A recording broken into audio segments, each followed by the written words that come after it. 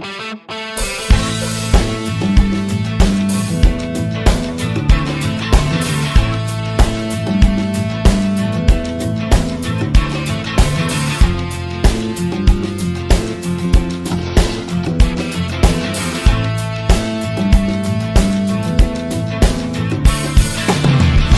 this is Boone, Slot Car Garage.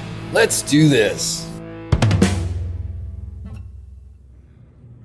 Hi, I'm Boone. This is Boone Slot Car Garage. And tonight we're going to go ahead and keep on working in this upper corner of the layout.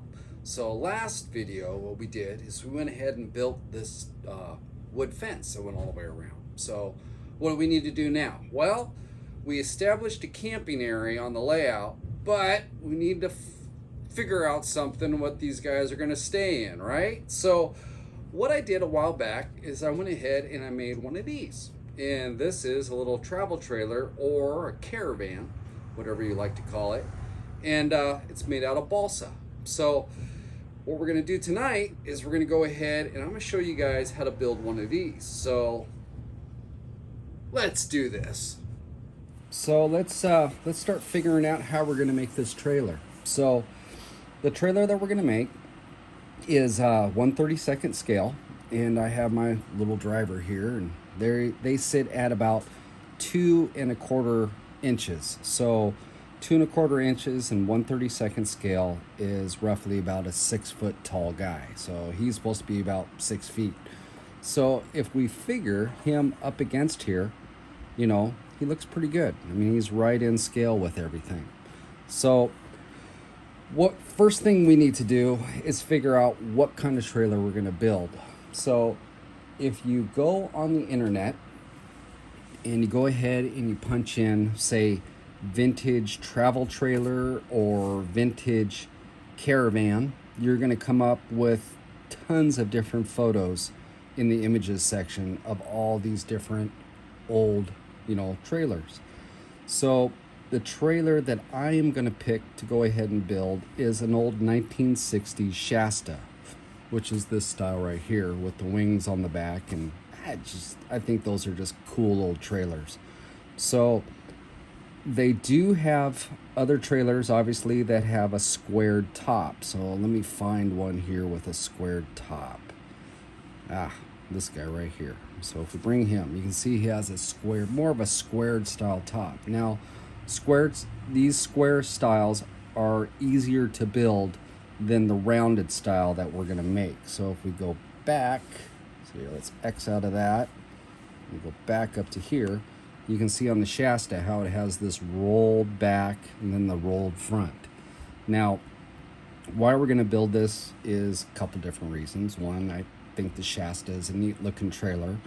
The other thing is that I want to show you guys how to make these rolled caps, okay?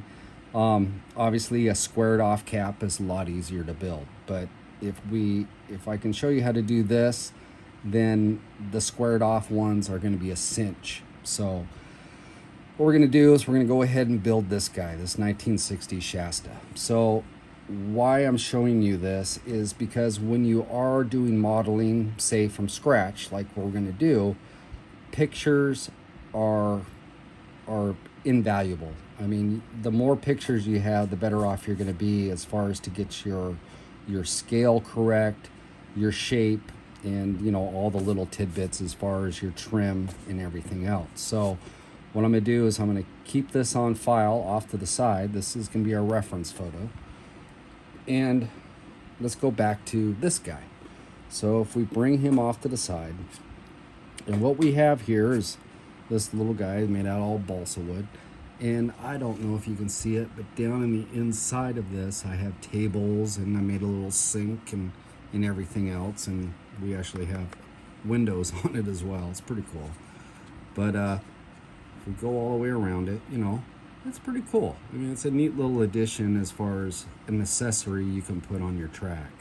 So first thing we need to do is figure out our dimensions. So I'm going to set him off to the side. And what we have are our dimensions. And being that he is 6 foot, you can see how he stands up against it. So take him, put him off to the side. So the height on our side panels is going to be roughly right around 6.5 centimeters. So 6.5 centimeters on the side as far as our highest point. As far as length goes, I'm going to go ahead and copy this pretty close as far as those type of dimensions. Now from the back to the front wall here in this area on lengthwise is right around 13 centimeters, and our width from side to side is roughly right around 6 centimeters. So what we need to do is go ahead and get that area first, but kind of give you an idea as far as what our scale is. If we take this guy, this Lola right here, we set it up next to our trailer, okay? Now, the Can-Am cars, these guys, I think he's right around 5 inches. So, yeah, 5 inches. So at 5 inches, 1/32 scale is going to put us right at around, I believe it's right around 12 feet, a little over 12 feet. So you can kind of get an idea of what the scale is if we have it next to one of our slot cars. So I'm going to go ahead and set him off to the side. And what we need to do now is start working on the base. So when we come back, we'll have our balsa wood out and we'll start cutting the pieces we need to start this project. Right. So first thing we need to do is go ahead and get the base cut. So remember what our dimensions are for the bottom. So what we're cutting it at is our width right here is 6 centimeters. So 6 centimeters for our width, and our length is 13 centimeters. Okay, so what I'm using is balsa, and this is, the plank or board style balsa, and the thickness on this is 1/8. So this is the 1/8 plank style balsa. Okay, and this is pretty much the same size we're going to use throughout this. As far as the floor, the sides, the roof, it's going to be this material right here. So what we're going to do is start out by cutting this at 6 centimeters and 13 centimeters. So I'm going to go ahead and get this cut out. When we come back, we'll go ahead and start working on the framework that goes underneath this guy. So I went ahead and I have the chassis or the floor all cut out to our dimension. So it's at 13 centimeters long and 6 centimeters wide. So what we'll do is set that right here. Now we need to go ahead and make the frame that's going to go off the bottom of this. And let me grab this other trailer. So what we're going to do now is build this frame, and with the frame we can hang it off the back so we can have a rear bumper, and then also it in turn comes off the front, so we have the tongue that comes off the front of our trailer. So what we're going to do is I'm going to go ahead and measure this out, and we want to make sure that when we do lay down our frame rails that we have them back just a little bit up here in the front. In fact, let me just go ahead and I'll put an F right here so we know that's the front. So what we're going to want is our frame not to go all the way clear to the front of this. We want it to come back just a little bit, so then when we put our tongue on, it actually comes off right into here. Okay, and then on the back we're going to let it kind of run a little bit wild off the rear, so that we have our frame rails hanging off the back and we can stick a bumper on the back side of our trailer. So what we need to do is go ahead and, again, I'm using balsa here, and this is 3/16 square balsa. Okay, so this is 3/16 square. And what we're going to do, let's see here, put that there. But we're going to cut these guys, and let's just keep it with the metric thing, why not? So if we figure that we're going to come back off the front and let's go a full 1 centimeter. Okay, so 1 centimeter back. So if we just put a mark right in here, 1 centimeter back off the edge. Okay, And then what we're going to do is measure this down and use just a little bit, probably about a ½ centimeter hanging off the back of this thing for our frame rail, so we then can put our bumper across the back of it. So the other thing we want to keep in mind when we do this is that we're not going to mount our frame rail right up here to the edge, because we do need it in a little bit so that we can cut for a wheel well. Okay, so different things you want to kind of keep in your mind as we're doing this. So at first, let's go ahead and cut our length of our frame rail. So if we bring it up here and we figure we're a centimeter off the front and we come down to here, that brings us right at 12 centimeters. And actually, I'm going to run it off just a ½ centimeter. So I'm going to go 12.5 centimeters long. So I'm going to cut 2 of these at 12.5 centimeters. So if we just measure this guy out at 12.5 right here, and we slice it, let's see what we got here. So slice this guy down. So my knife is getting a little bit dull. All right, so there's that. So if we have our rail and it's right here and it goes on down, you can see how it hangs off the back.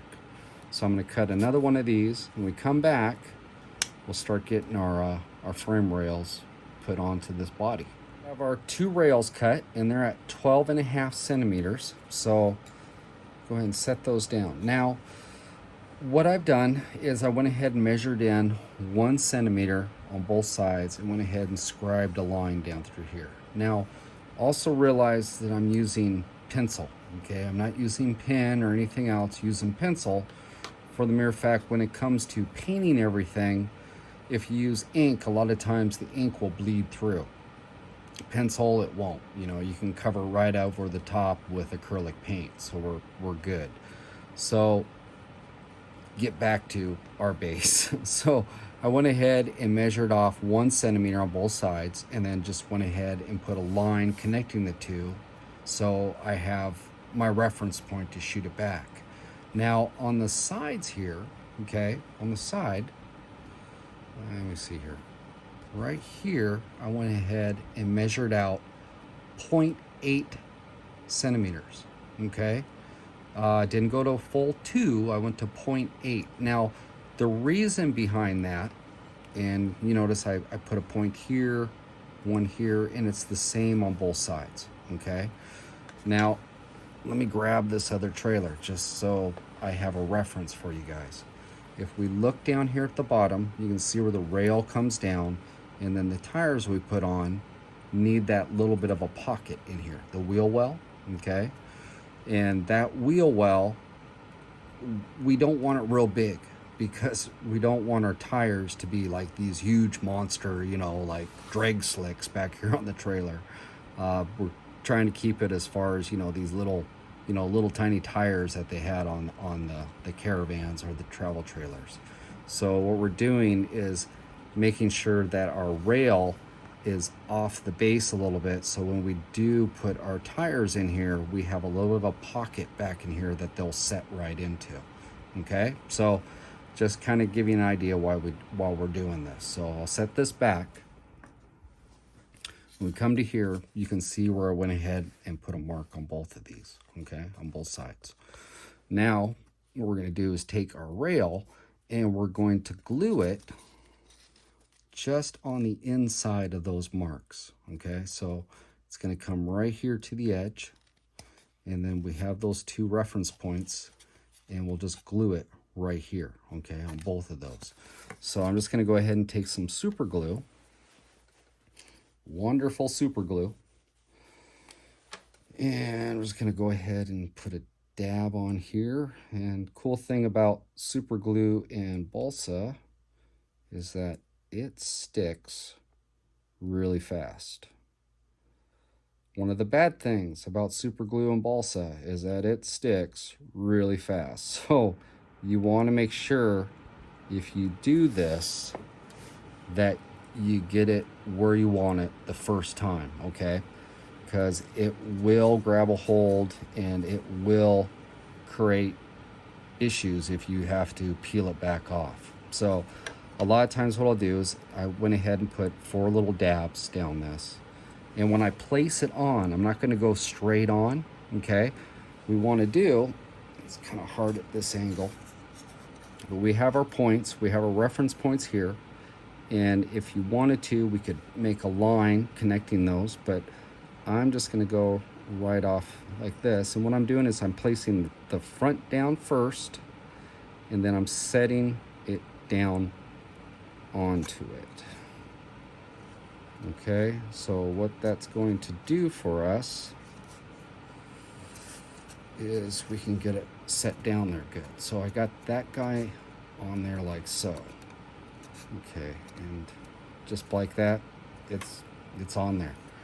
So again, so how I did that is put the glue on, and when you set it down, set it front side, so get the corner to where your line's at, and then bring it down through.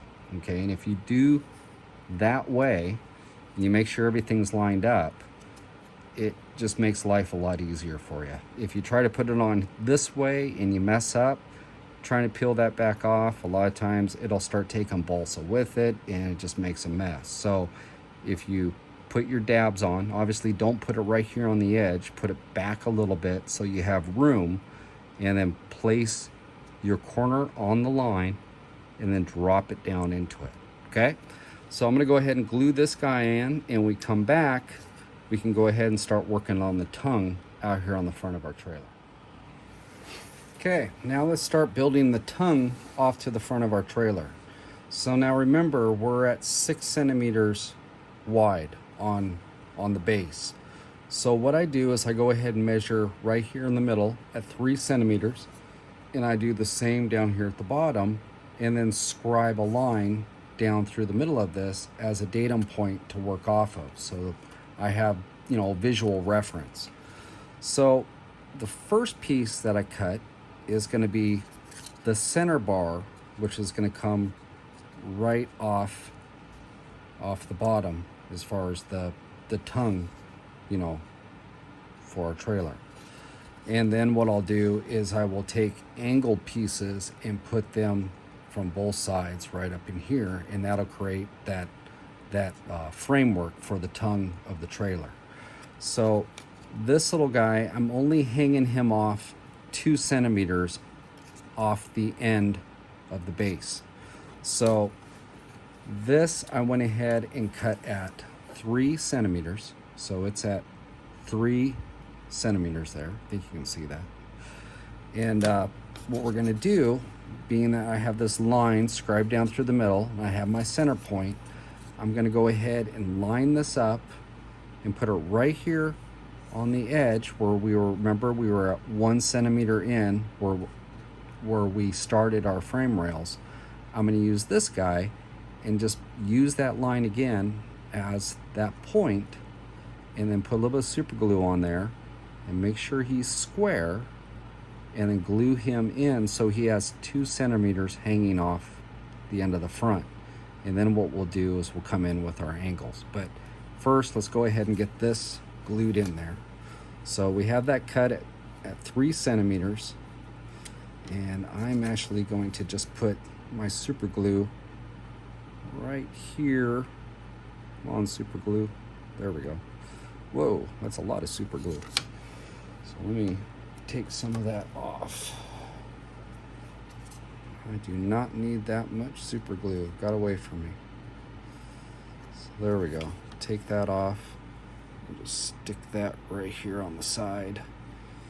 All right, so now we have this, and what I'm going to do is just glue that right here. So I'm just going to use that as my reference, line it up in the middle of that dowel, that square dowel balsa, and make sure it's nice and square, and just hold it into place, just like so. So we'll let that dry. And again, it'll dry real quick for us. So I'll just hold it for a few seconds here.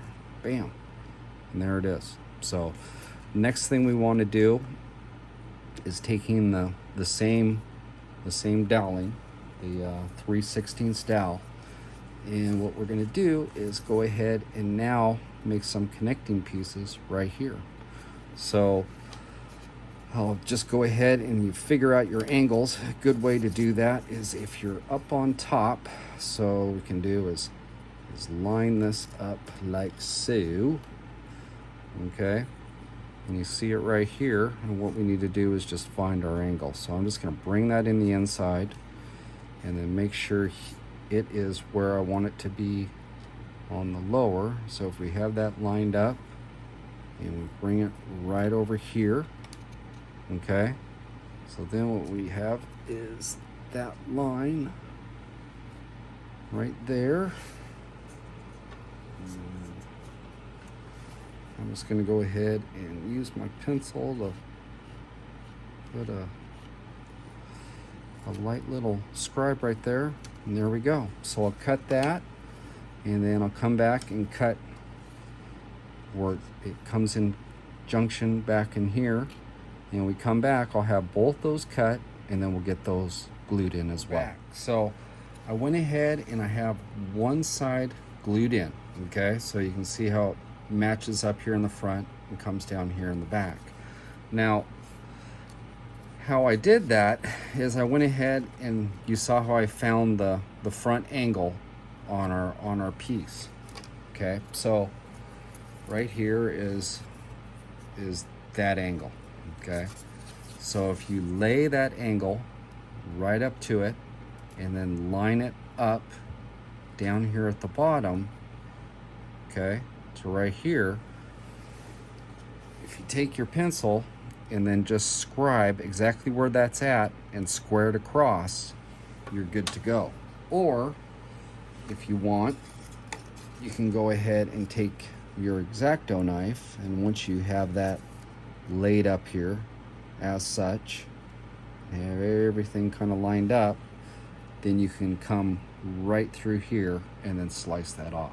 Okay, so kind of a way of getting that angle. But here we go, we have this, and what we need to do is just glue it right here on the side. So I have my craziness here with a little bit, my super glue is off the hook tonight. So what I'm going to do is just go ahead and dab a little bit here on the ends like so, and then let's see here, make sure I get on the correct side, and then just put a little bit here right on that side. Just let's see here, yeah, there we go. Okay, so we just take this, line it up, and glue it right into place. And that super glue likes to stick to balsa and it likes to stick to skin. You gotta be careful here because it'll stick to you. And there we go. So now we have our frame all done on the base, complete with the tongue up in front. So if we bring this over to the side, you see how that hangs out there. So now what we need to do is go ahead and figure out exactly where we're going to put our wheel wells. So we come back, we'll bring up our picture, and we'll have this, and we'll figure out where we're going to cut these things in at.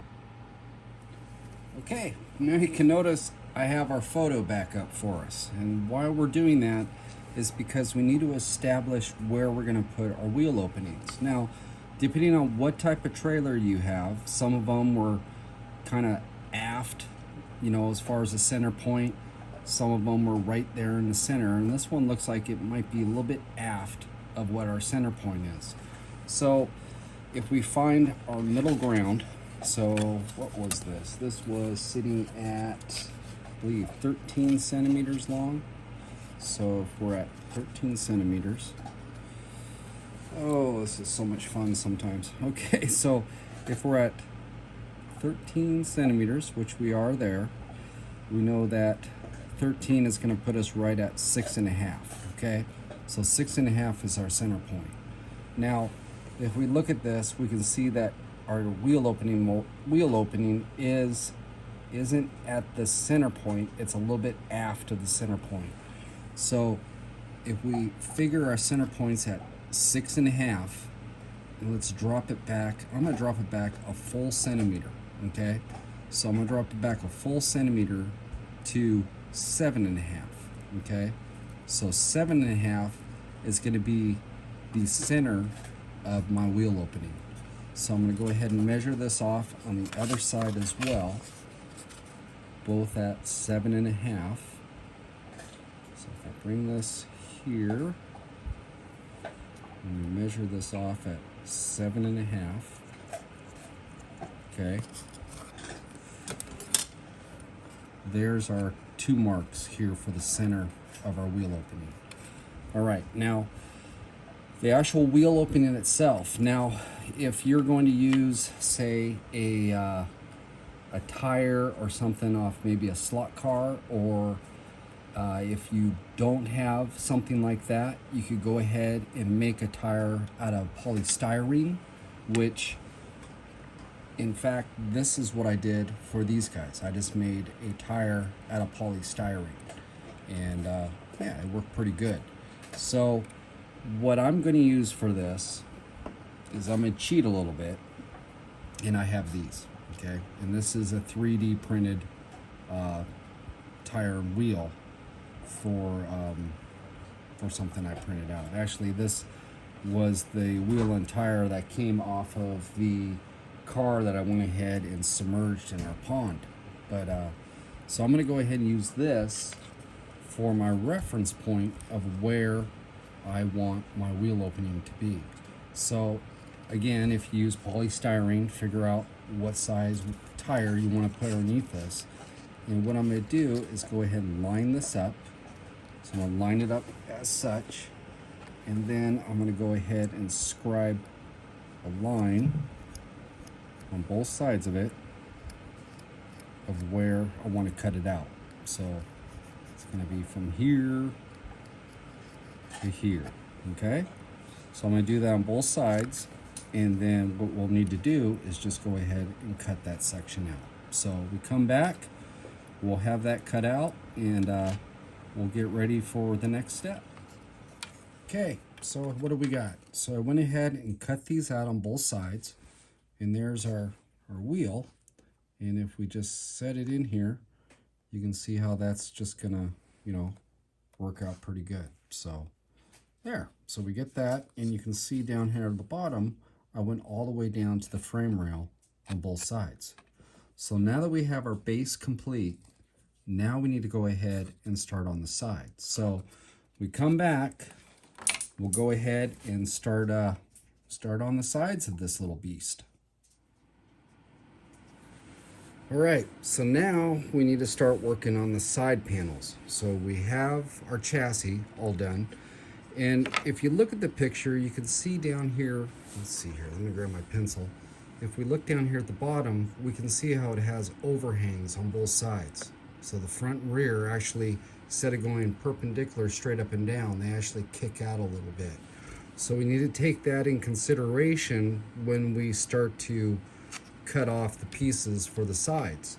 So remember that our length here is 13 centimeters. So what I've done is went ahead and added a little bit more material on the front and on the rear as far as where we're going to go ahead and cut these panels out, okay? So what I have kind of figured is that, well, let's see here. Let me get this. I think I had it like at 15. So yeah, I'm going at 15 centimeters long. So that gives me gives me a centimeter on both sides extra that's hanging off the edge. So I can create this, kind of this overhang and get that shape going all the way around it. And then also what I've done is went ahead and scribed a line down through here so I can cut this off. And then I split these two in half that my chassis can fit, okay? So this piece of panel is roughly 15 centimeters wide. So I just went ahead and did it at 7.5 centimeters for both sections. So now what we need to do, set this back off, and what we're going to do is cut this piece out. So we just grab our X-Acto knife and we just cut these out. So we have these two panels. So when we come back, I'll have this all cut out and we'll start figuring out how we're going to make that shape. Okay, so now we have our two different pieces cut out, and these are going to be for the sides. Now what we need to do is go ahead and grab our chassis, and I'm going to go ahead and put it on here. And the big thing that I want to do is make sure of my length. Okay, so what I'm going to do is call this the bottom and this the top. All right, so being as such, I want to place my chassis in here like so, and make sure that I have, take in consideration what our shape is. Now on the back side, it seems to hang out more than it does in the front. So what I'm going to do is I'm going to cheat it a little bit and just come forward just a little bit. Okay, so if we have that and it's nice and square, now what I'm going to do is go ahead and scribe a line right here on both sides. Okay, what that's going to indicate to me, if we take this off, what that's going to indicate to me is that's where my chassis is going to line up. All right, and this panel right here is actually going to go on top of that one, so it's going to be something like this. Okay, now I need to make sure this is right direction, front, rear. Okay, so it's going to be like so. All right, so there we go, just like that. Now you don't have to worry about doing both sides like this. Nice thing about these trailers and everything else is that if you get one side shaped the way that you want it, that then becomes your template for the other side. Okay, so we can set this one off to the side right now and only concentrate on this one. And it looks like my picture went away, so let's bring this back. Come on, picture. There it is. So we got our picture back. All right, so this is where it gets kind of creative writing. So if we kind of take in consideration where this is at on both sides, it looks like that.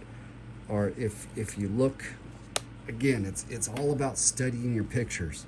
So if you go on here and you can see the ribs on the side of this trailer. Okay, so this one right here goes across and it goes to the peak of the one in the back. We follow that one all the way forward, it goes to the peak of the one in the front.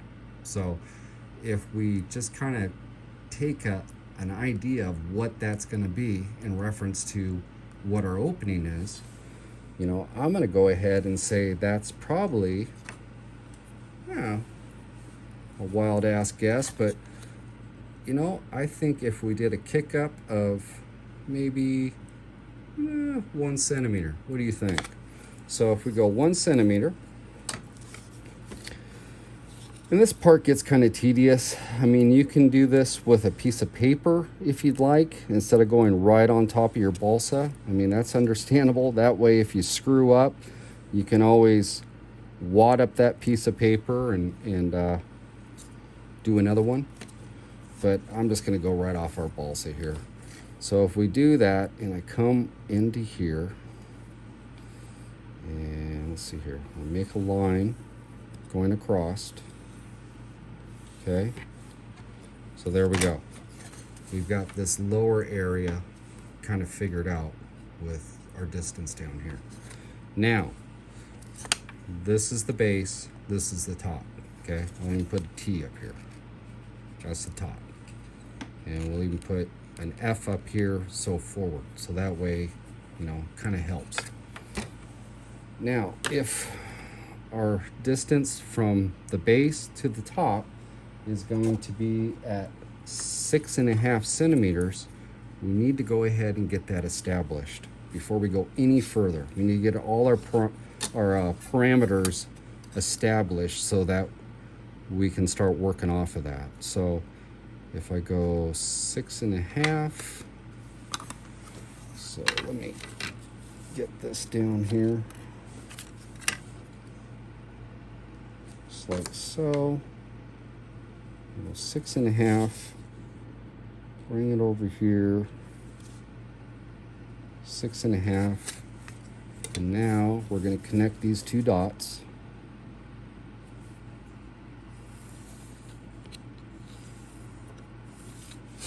And there we go. So now we have our height established. So at this point, it comes down to pretty much creative writing. So if we have, let's see here. So here is our chassis on both sides, okay? And we're looking at the side. So if we connect this line, okay, to here, and on the other ones it's more of a slant. So let's give this thing a pretty good size kickback. So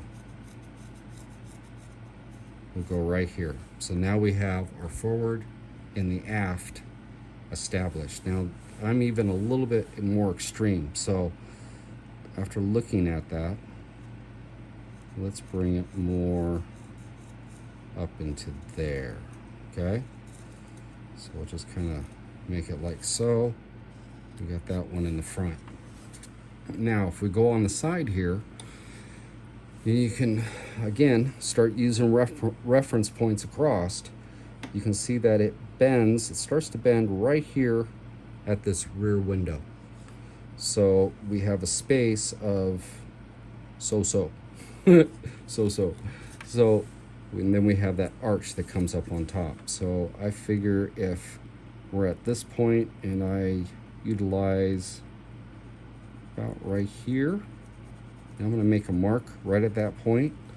And what that's going to be, you can see that it pretty much is perpendicular down to that point. It looks like it might actually kind of come back a little bit, so we can go ahead and figure that out.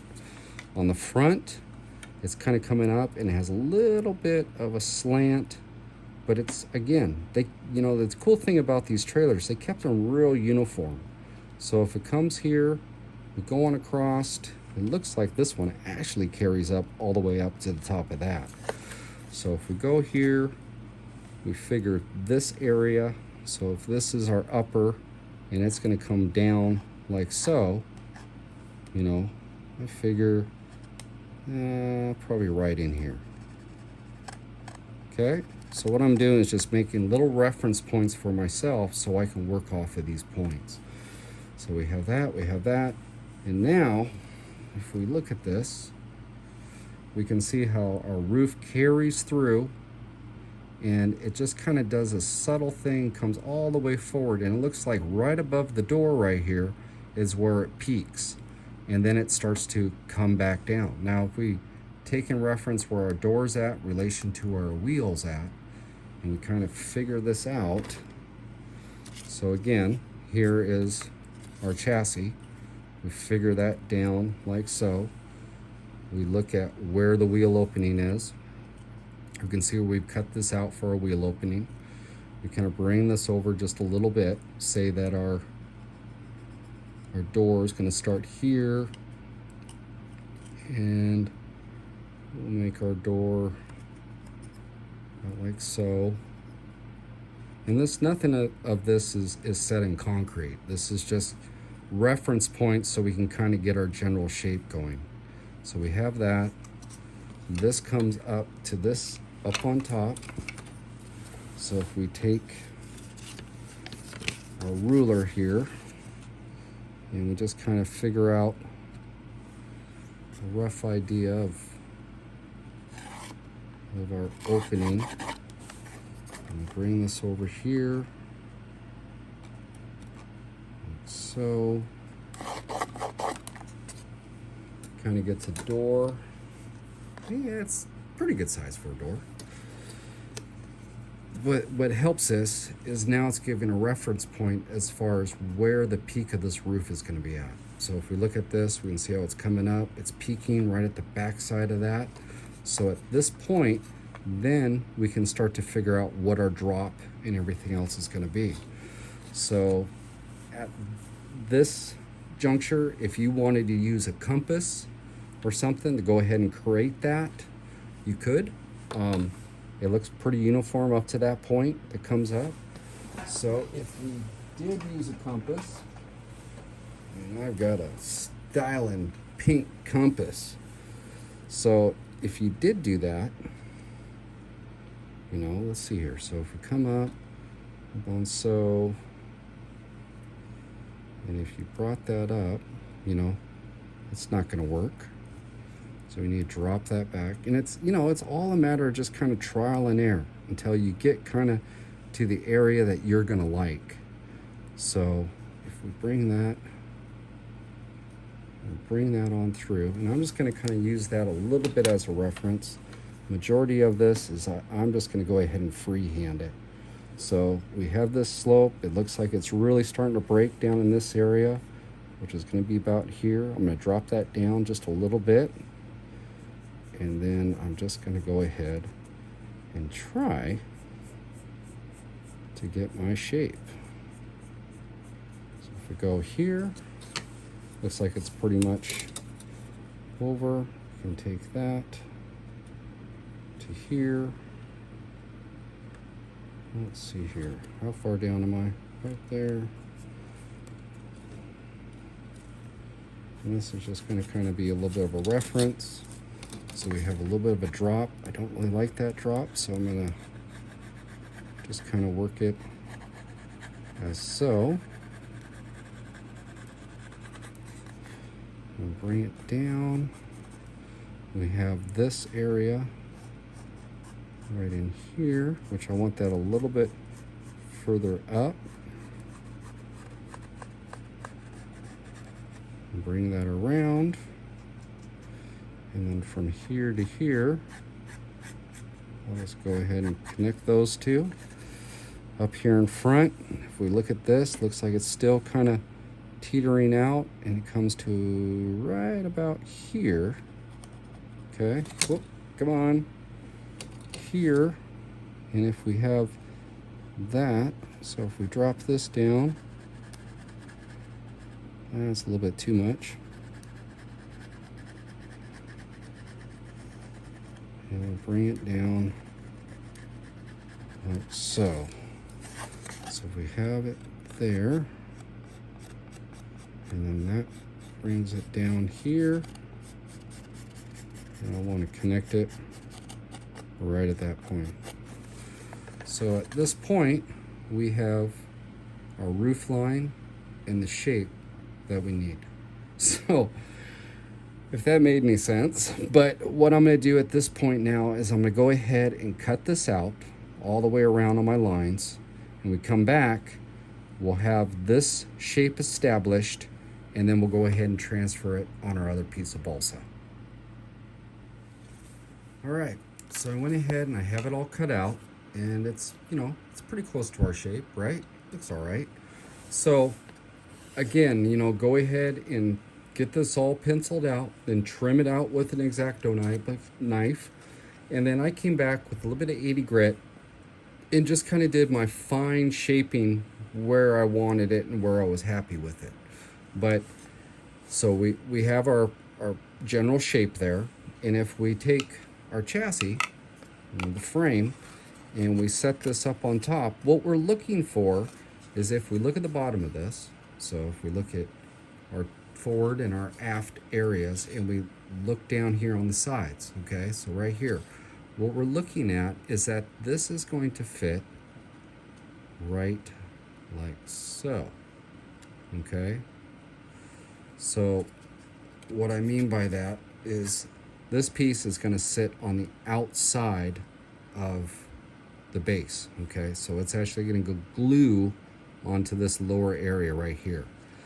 And what we want is that when we set this in, that it's going to line up here in the back and right up here in the front, okay? So if we look at that, see how that junction is right at this point, okay? Because when we have the other side onto this, we're going to go ahead and put our roof panels in, and they aren't going to set on top of this.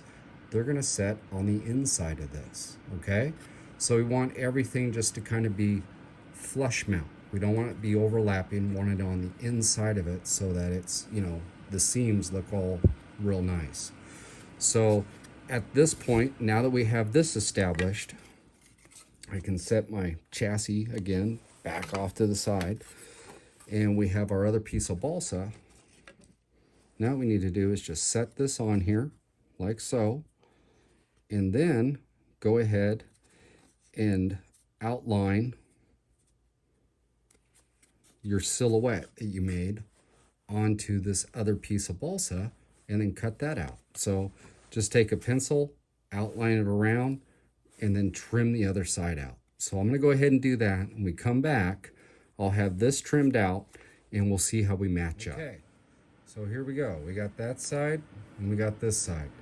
Now, you can use it with the pencil and scribe around, or you can go ahead and hold this down, okay? Make sure everything is right, okay? And what you can do is take your X-Acto blade and cut precisely around the sides. Now, if you do this, make sure X-Acto knife is going straight up and down. It's not at an angle or anything else, because if you, obviously, if you cut at a back angle, this back panel is going to be smaller because you're actually cutting at an angle and you're cutting down onto it. So either cut straight up and down or cut at away from it like that, so you have a little bit of a leeway. But safe bet is to go ahead and use the pencil, make your template, and then cut it out.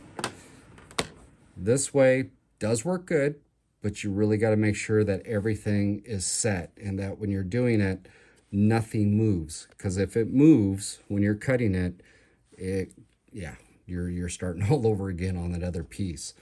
So what I've got is my two pieces, so front and rear. And what I need to do now is make sure everything lines up. So I have that lines up, that lines up.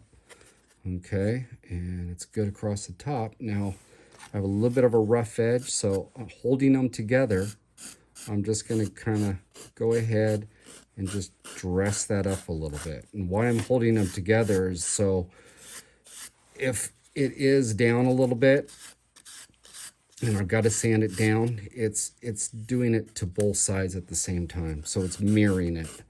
So it's just makes it a little bit easier.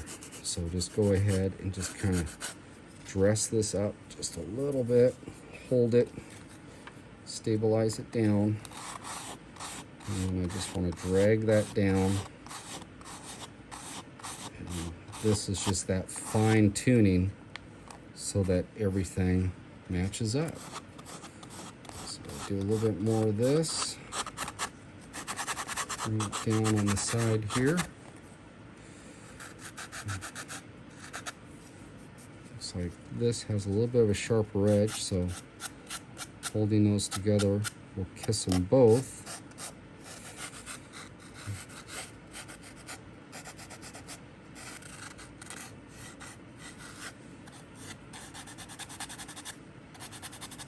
It's a little bit high on that back one right in there. Okay, make sure our shape is the way we want it. Comes down, crowns, drops. Yeah. So there we go. We got two sides. So now what we need to do is go ahead and start mounting these on our chassis. Okay, so we're back. So let me step back just a tad. Before we mount it onto here, we need to go ahead and cut our windows and everything into these. So this obviously is going to be the side here with the door, okay? And this back panel is, it's pretty much the same type of thing minus the door. I mean, you can pretty much put windows wherever you'd like to do. But I'm just going ahead and set this one off to the side, and we're going to concentrate on the main piece. So this door opening right here, if we, just kind of an idea, if we take our guinea pig here, and my door opening on this one was at 2.5 centimeters. So what did we, how good did we do here? We're a little bit shy on that. So we're at like 2.3 centimeters. So I'm actually going to draw this thing back out. And if we look at that, I want to get a window right in this side. So I'm going to go ahead and move my line on this over just a little bit.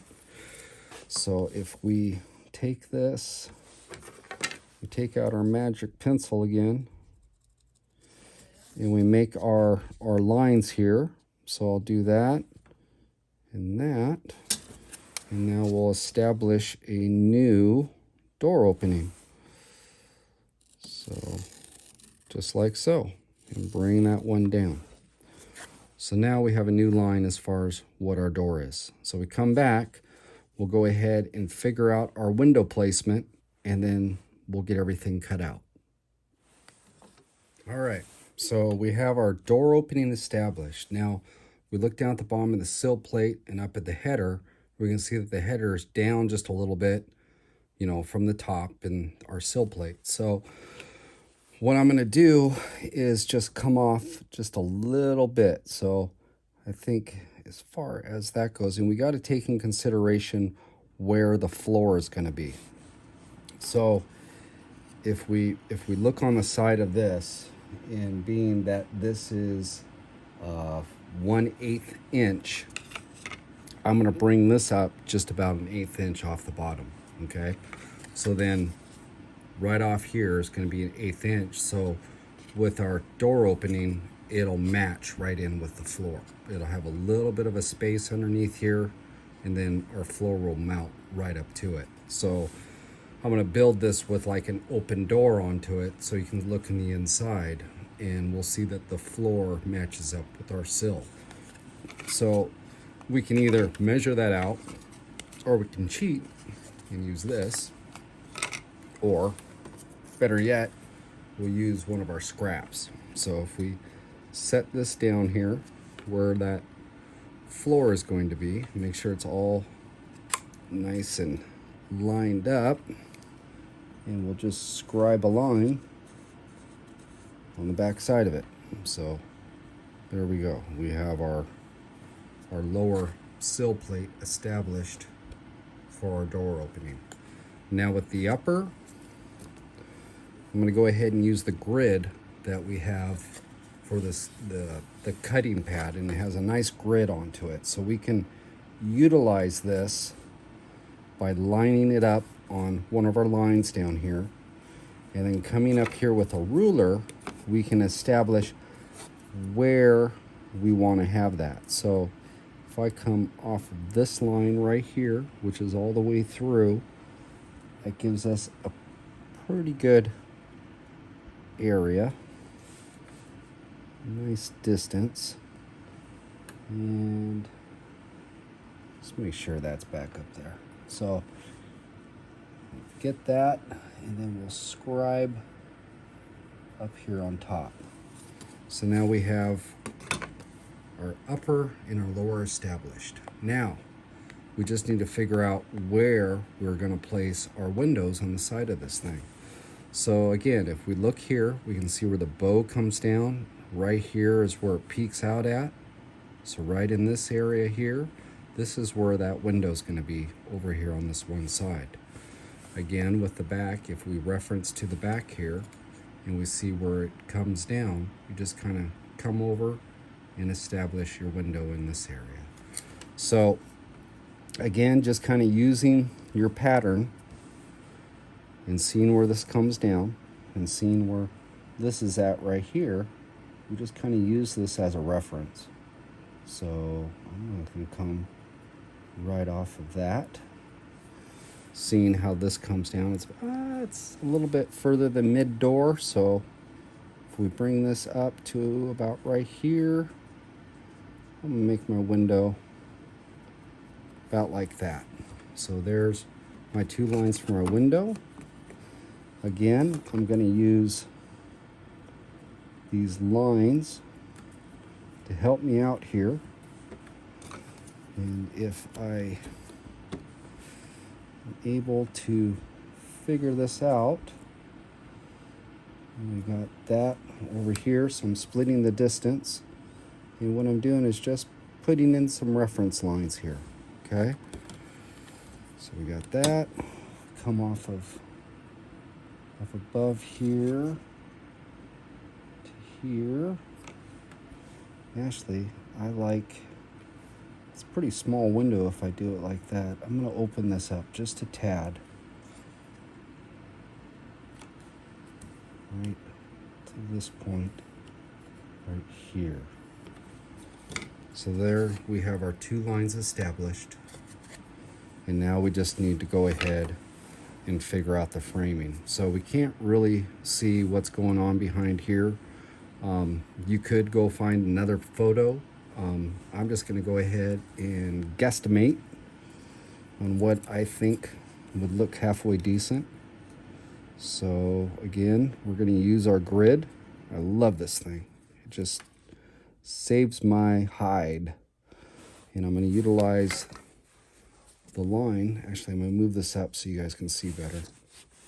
So if I utilize these lines, come on, got some bits underneath it. So if we go there, we go there. So we're now, our door frame is established based off of this line.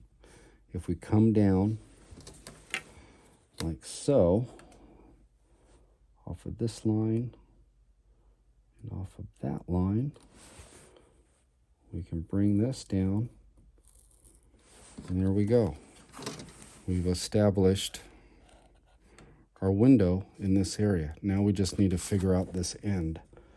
So again, just kind of use your grid. We're going to utilize that line right there. And we're going to bring it just like so. So this area we're going to cut out. This area we're going to cut out. And then we just need to establish our window back here. So kind of using the same type of technique, go ahead and we'll reference this back here. I'll get that. And then we'll come back, we'll get these all cut out. And then we'll kind of look at the other one and see where we might want to put some windows. So now we have our back window established, we have our door established, and we have our forward window established. So at this point, we just need to go ahead and take our X-Acto knife and go ahead and cut these panels out right here. Now, on the door, if you can, try to make this as clean as possible, because we can utilize this door that we're cutting out, this piece of balsa, for our door panel right here.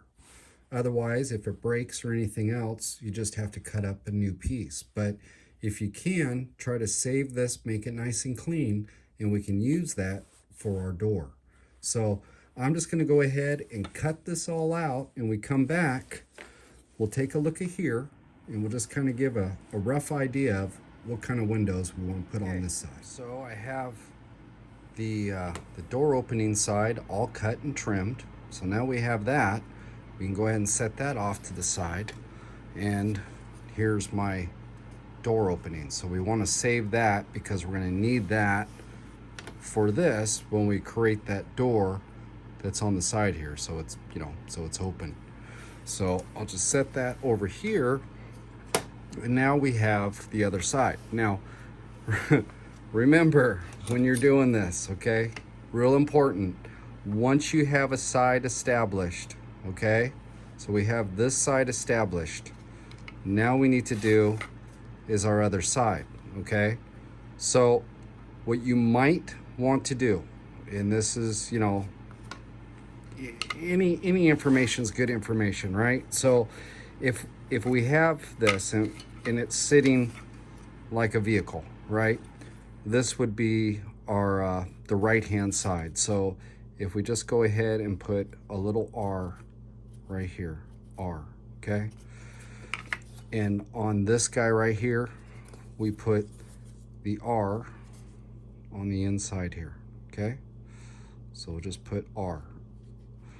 What this will do is this establishes that that's the inside of it, okay? So that's the inside, and it's gonna go on this side. So that way, we keep everything where it needs to be, all right? Just the worst thing you need to do is you start getting ahead of yourself and you take this panel and you start building it for the opposite side, and then when it comes back to putting everything together, it's like, ah, crap, you know. So any little reference points or something like that so you can keep your pieces where they're going to go is important. So what we're going to do is set that off to the side, and then we have this. So it's going to be this side over here, the left hand side. And I did find another picture of this Shasta on the passenger side, and it looks like we need to put in a window right in here and a window right in here, and I believe these right here are vents. Okay, so it looks like we have a window in the back and a window in the front. We got some vents here, and then we've got a storage compartment there. So cool picture. We'll definitely use this further on in the build, but I wanted to get that established so we can kind of figure out where we need to put our windows on this piece. So I'm going to go ahead and get these two windows cut in, and we come back, we'll have both of our sides done, and now we can finally start attaching it to the base. Okay, so now we're ready to go ahead and start gluing the sides to the base. So what I've done is, if you notice, I cut out 3 little supports. Okay, so these are cut out at the 6 centimeter, or at the 6 centimeters that is the width of our chassis. Okay, so what this is going to be is, as we put these on, we're going to put some of these up on top here so everything stays square. So that way you don't have this on and one's going this way and that way. It just, you know, helps everything stay uniform. So what I'm going to do is just go ahead and put some super glue. If this I'm having troubles with super glue tonight, guys. So we get this super glue on here. So what we're going to do is just kind of put a bead along this side, and like so, and then we'll get back over here, put a bead right like that. And now what we need to do is, remember we had the R there, we got the R right here. So now what we need to do is line this up. So we'll line it up right here on the bottom to here, and we'll let that sit just a little bit, make sure we're nice and flush. Okay, so there is that. And while that is still kind of setting up a little bit, we're going to jump over here to the other side. So, and then we'll go ahead and set a bead right here. We'll get one up on this. This is kind of one of the hardest parts. You got to kind of move a little bit quick so that it doesn't dry on you, and it still has a little bit of movement while we're getting this all set. So now that we got those two sides on, we can set this down, and now we're going to take this and we're just going to put just a little bit, and what these are going to do is we're going to set it right here to right there, and make sure those are square. What that's going to do is just going to hold it into place. Ugh. It's supposed to hold it into place. So get that right there. We'll hold that. Hopefully that stays there. Stay there, stay there, stay there. Okay, it's there. And I cut 3 just in case if I needed them. I might only need 2 to hold this where it needs to be. So we'll get that. Take this one right over here on the end,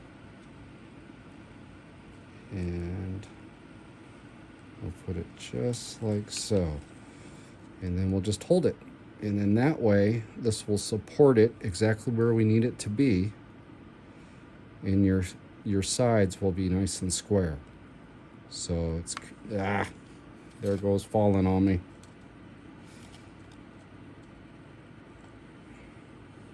So just hold it like this, and yeah, I'm gonna hold it until she dries, and then when we come back, we'll start addressing the rest of it. All right, so now we have our sides all glued onto our chassis, and yeah, it's starting to look like something.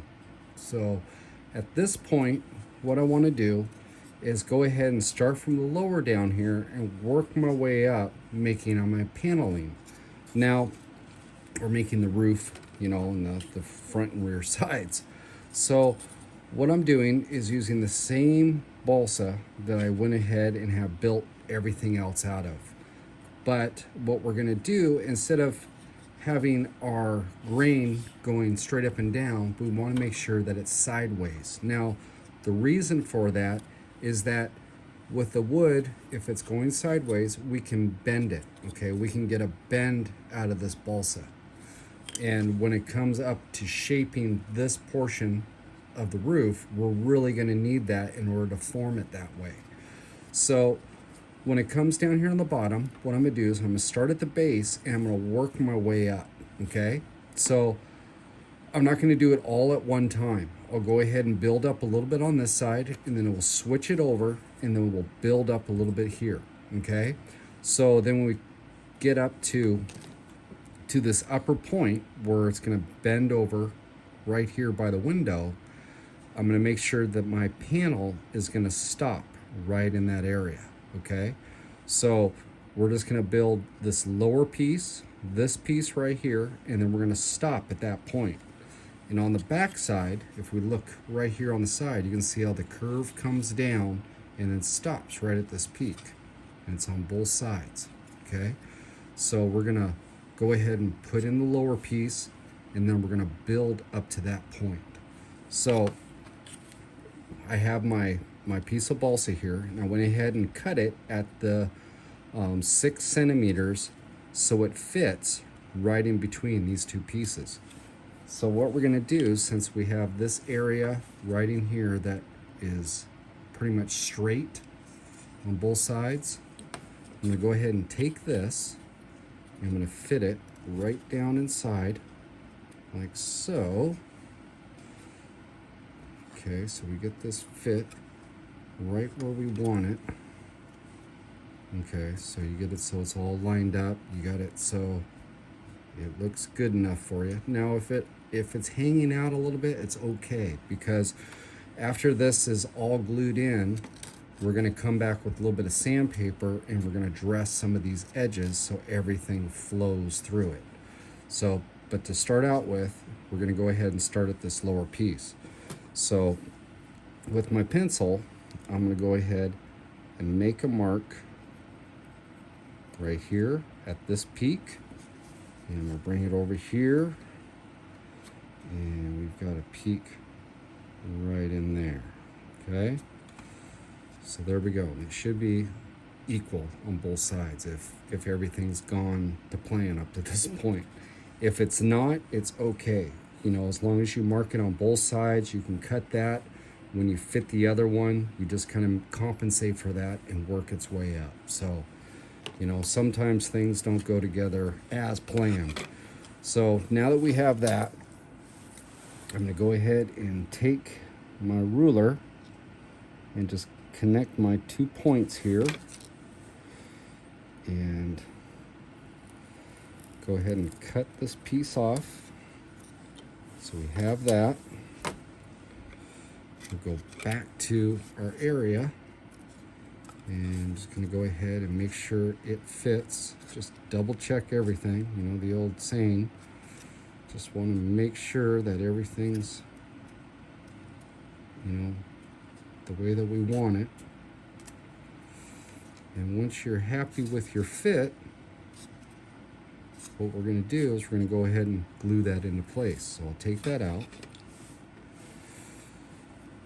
and get this super glue open. Hopefully it's going to behave itself. And we'll just go ahead and put a little bead. It's not behaving itself. So we'll get a little bead right here on the lower. And take this. I am making a mess tonight.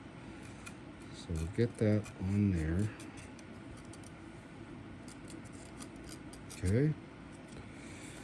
And then what we'll do is we'll go ahead and get some super glue on the side of it. So we'll take that, get some right here, right there, put that there, and now we'll fit this into place. So get that secured just the way we want it.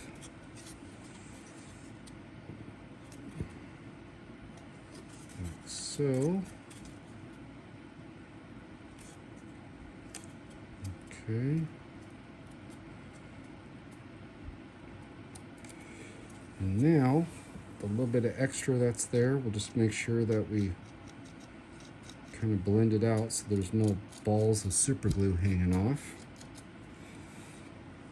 And I went ahead, and it is a little bit off here on the side. No problem, because like I said, we'll come back with sandpaper and we'll dress that all up. So there we go. We got this piece here. Now we just need to do the same thing over on this side, and then we'll build up to those points. So when I come back, we'll have this side, we'll have it built up to here, to where the crest of our peak, where it junctions down to the straight edge. And on this side, we'll have it right up to this peak right here. So we'll go ahead and do a little bit more building, and yeah, we'll come back and we'll start attacking the roof. All right, so at this point, I have the front all in, I have the back all in, and now we got to go ahead and put it in through our curves. Now, I went ahead and removed the cross piece that I had in here, the little support, and remove that, so now we can put the roof in. Now I've taken some of this balsa and I've cut it down to the 6 centimeters, and what I like to do is try to condition the piece of balsa. So I take a pencil and I roll it across it. Now this stuff actually snapped on me a little bit, but it's okay. I can make this work. It's been one of those nights. So what I'm gonna do is just go ahead and glue this in and put it in there, test fit it, and it snapped a little bit. So instead of going and getting a new piece and doing this, I was playing around with it, and we can make this work. So I'm going to go ahead and get this set in. So we'll get that just like so. And what we're doing is just kind of contouring it to that bend. Okay? So I got this guy in right here. And we're just kind of following the whole entire side here. So a little bit of super glue that comes out, I'm using it as filler. And no worries, because these seams and everything else, we're going to go ahead and sand those, and I have a little bit of spot putty that we're going to put on this so we can smooth it all out. So once that gets set, which it should be, yep, set now, I'm going to go ahead and take this other piece here and just make sure I have this correct. We're going to put it on that way. Okay. So a little bit of residue there.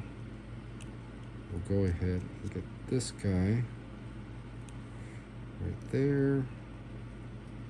A little super glue down on the side.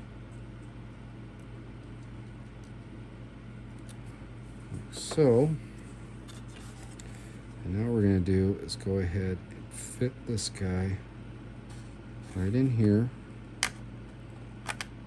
Bring it onto that and just kind of follow this roof line. So then once we get it to where we want to have it, come on, balsa.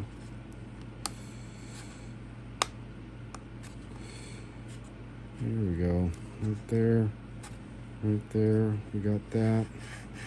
And go ahead and smooth out this super glue over here, and we'll hold it just like so until she sets. Push that in. And there, we have our contour. Come on, let go. There it is. So we have our contour now in the front. So if you look from the side, you can see how it's all bending through. Now, what I'm going to do is do this other side as well, but I'm going to leave a space in the middle, okay? A couple different reasons for that. One, it makes it a lot harder if you're trying to go all in one piece.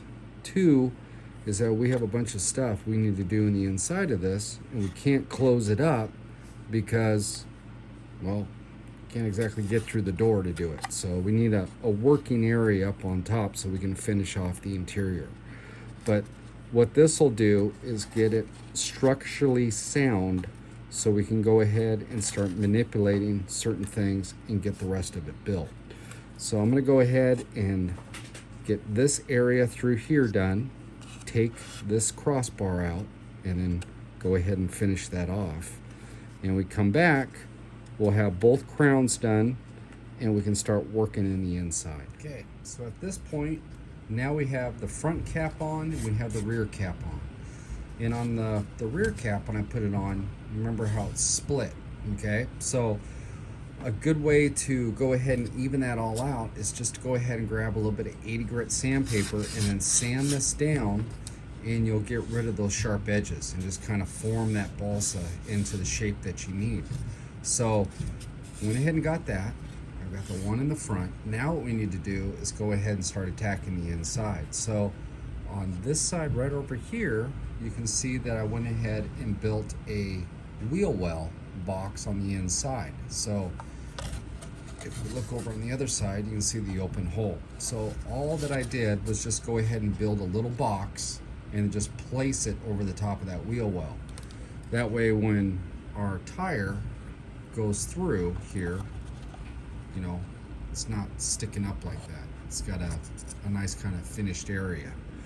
So pretty much all we did with that was just take some scraps of the balsa, lay it down in here, and then just start building a box over the top. So go ahead and we'll build this box up on this side. When we come back, what we need to do is start looking at painting the inside before we go any further. Now I have both my wheel wells on the inside of it, and now what we need to do is go ahead and paint the inside, because once we get the roof on and everything else, it's kind of hard to paint the inside of it. So all I'm going to do with this one is I'm just going to go ahead and paint the walls and the ceiling and everything else white, and on the floor I'm going to use just kind of a tan color. Now on this guy right here, it's, you know, it's hard to see in the inside of that, but what I actually did in the inside of this one is I used a wood stain, and I made the inside all look like, you know, like the old veneer wood that they used to put in the inside of the trailers. You can do that. It works great. The only thing is you got to make sure that once you put that stain in, you're going to set this off to the side for at least a day or two just to let it go ahead and dry, because the oils will, you know, will keep on seeping into the wood and everything else. So you want to make sure it's good and dry before you start to paint anything else. Or you can see on this one, I did rush it a little bit and it kind of seeped a little bit, and I had to come back and do some touch up. But you know, yeah, it looks cool and everything else, but there is a little bit more of a process when you do it that way. So all I'm going to do is just go ahead and use a white for the inside walls and the ceiling, and then I'm going to use this tan on just the floor. So I'm going to go ahead and get that all painted, and when we come back, we'll start addressing the inside features, and we need to make a bench and a table and a bed, and yeah. So I'll get that all painted. We'll come back, we'll start dolling up the inside of this thing. Okay, so we're back, and what we've done is we've painted the inside, and I've got it all white in the inside. Now we're just waiting for that to go ahead and dry. Now when I did the white, I also did around all the jambs in my windows and my door, and you know, all those openings, so those are all covered. The reason for that is that we're going to come back with windows, and they're going to come on the outside, and we want to have that all painted ahead of time. So now that we have the inside all done, okay, starting to look a little bit more like a trailer, now we got to go ahead and start building, you know, maybe a bench, and we need a bed in the back side there, and you can put in a sink or whatever, you know. Pretty much your imagination, you can just let it go. If you want to put little, you know, cabinets up on the side here, you could do that. One of the things though, since we are dealing with such a tight little space, you start putting too much into it and you're not going to be able to see into it. So kind of keep that in mind when you're building one of these little guys. I mean, it would be great to just go ahead and load this all up, but if you're looking through the window, are you really going to be able to see all of it? So like you can see with this, you know, it's pretty dark in the inside of it. There's a table and all sorts of different things in there, but without a light source or anything in the inside, you really don't see anything. So kind of keep that in mind when you're doing this. So what we need to do is go ahead and figure out what kind of furniture we're going to throw in this. Now, let me put this off to the side. So if you've been doing any work with balsa wood or anything else, you're going to end up with a lot of different little bits, okay? These things are great for this type of usage, because instead of going and using up, you know, a brand new piece, you might have a bunch of these little scraps that you can use to do the little stuff in the inside. So just a little FYI point. But what we're going to do is I'm going to go ahead and make a bench on this side over here. So what we need to do is just kind of figure out what size of bench we want to put in. Now remember that our base is across the base is 6 centimeters. So are you going to be able to do it all the way at 6? Yeah, I don't know. It's going to be one of those things. So if we go like that, it's 6 all the way to the edge there. Okay. So what I'm going to do is I'm going to go ahead and construct some of this stuff on the outside, and we'll see if it fits in there. So I'm going to go ahead and build a little bench, and then I'll come back and I'll show you the bench and how I did it, and we'll see if it fits. All right. So we have our little couch all done, and pretty much what I've done is just use some 1/4 inch by shoot, I think this is 3/16 maybe, but doweling, and it's just the balsa, and I went ahead and stacked it up on end, and yeah, just made a simple little couch. Looks uglier from the back side than it does the front side, but then just went ahead and used some little planks right in here for the seat. You know, on the back cushions, use the same stuff that's down below, but then took a little bit of sandpaper, some 80 grit, and just rounded this off just so it softens the edge, so it actually kind of, you know, it looks like a cushion. But let's see how this thing works. So if we set it on in here, so if we get this down in, a little bit of a tight fit, and yeah, so it just sets right in the inside there. So now we have our little couch in the corner there, and now what we need to do is go ahead and build a bed on the back side of this. So what I'm going to use again, let me get it up here, is just some of this dowel, and this is just that 1/4 inch, you know, balsa dowel. Now I'm probably going to stack 2 of these on top just so I get some height, okay? And then we're just going to use some simple balsa plank that I went ahead and sliced down, and that will fit right up inside here like so, and we'll have our bed in the back side. So what I'm going to do is I'm going to go ahead and construct this bed and get that so it sits back there. And I want to take this guy out because we're going to paint this outside of the trailer. And then what we'll do is after it's all painted and dry, then we'll go ahead and install it. And reason behind that is just makes a lot cleaner job, and we can wrap our paint down around the edges and everything else, and we don't have to worry about getting paint on our walls or anything in the inside of this. So I'm gonna go ahead and set this down. Now I'm gonna go ahead and construct my bed real quick, and when we come back, we got one last little thing I want to do in here. We need to make a sink kind of stove type of thingamabobber.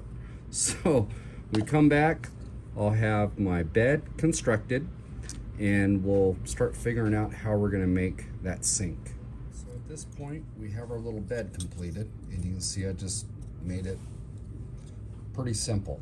I mean, we just went ahead and stacked two of those guys up on end. I put this in the middle just so it supports it, lays flat.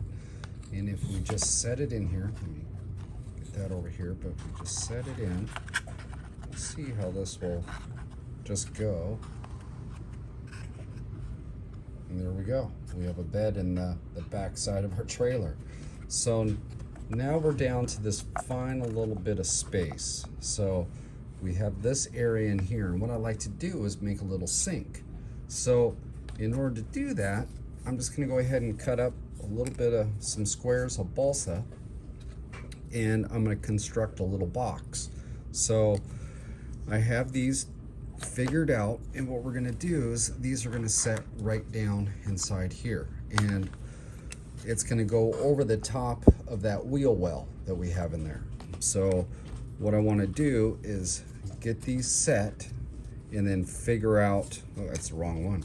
So get these set and then figure out where I need to cut this out so it'll slide right over the top. Once I have that, then I can go ahead and glue this to the front side of it and make kind of a little bit of a makeshift box. All right, so what I'm going to do now is I'm going to take this, I'm going to cut these guys out and notch them, and then I'm going to go ahead and glue the front on this, and we're going to have, when we come back, we'll have that complete, and yeah, we'll start building the rest of that sink. Now we have our little box constructed, and you see how it's all notched out. There's the front on it, and this little guy will fit right down in there, like so.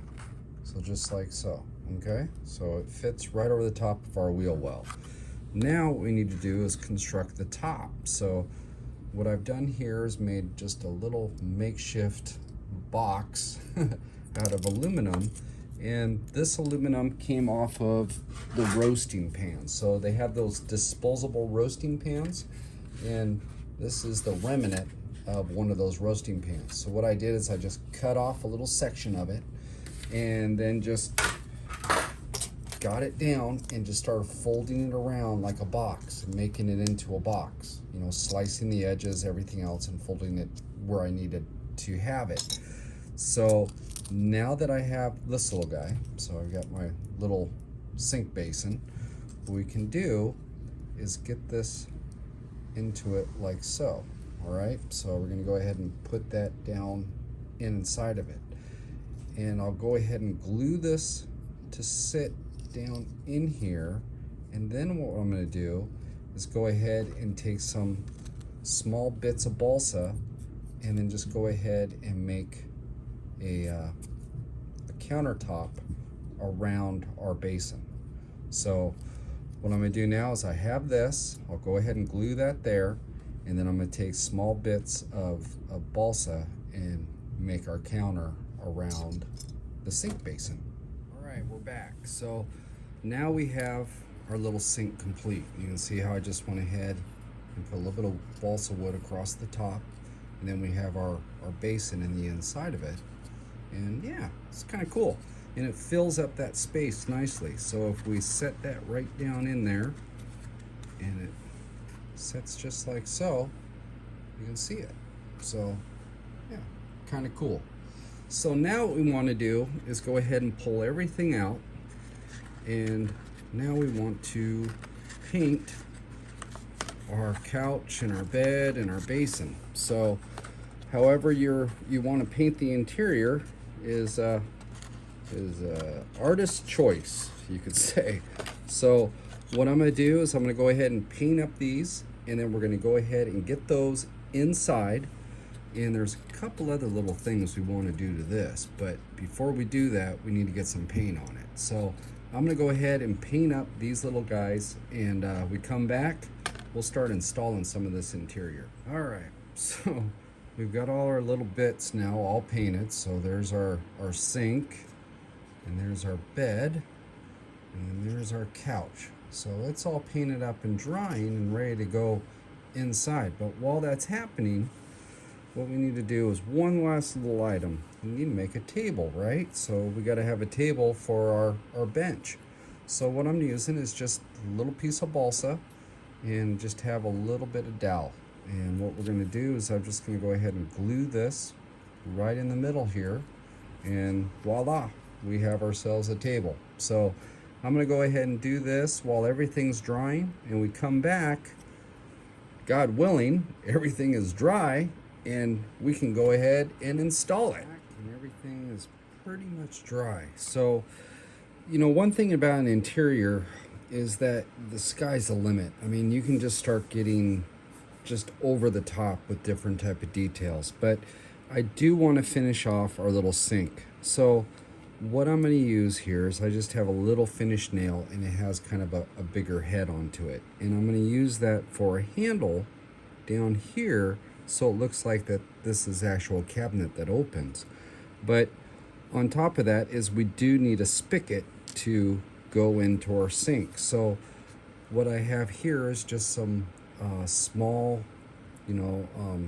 aluminum piping, and I'm just going to go ahead and make myself just a little spigot to come off of this, and I'm just going to use this and bend it around. But I mean, like I said, the sky's the limit as far as how detailed you want to get on this thing. It can get real ridiculous real quick.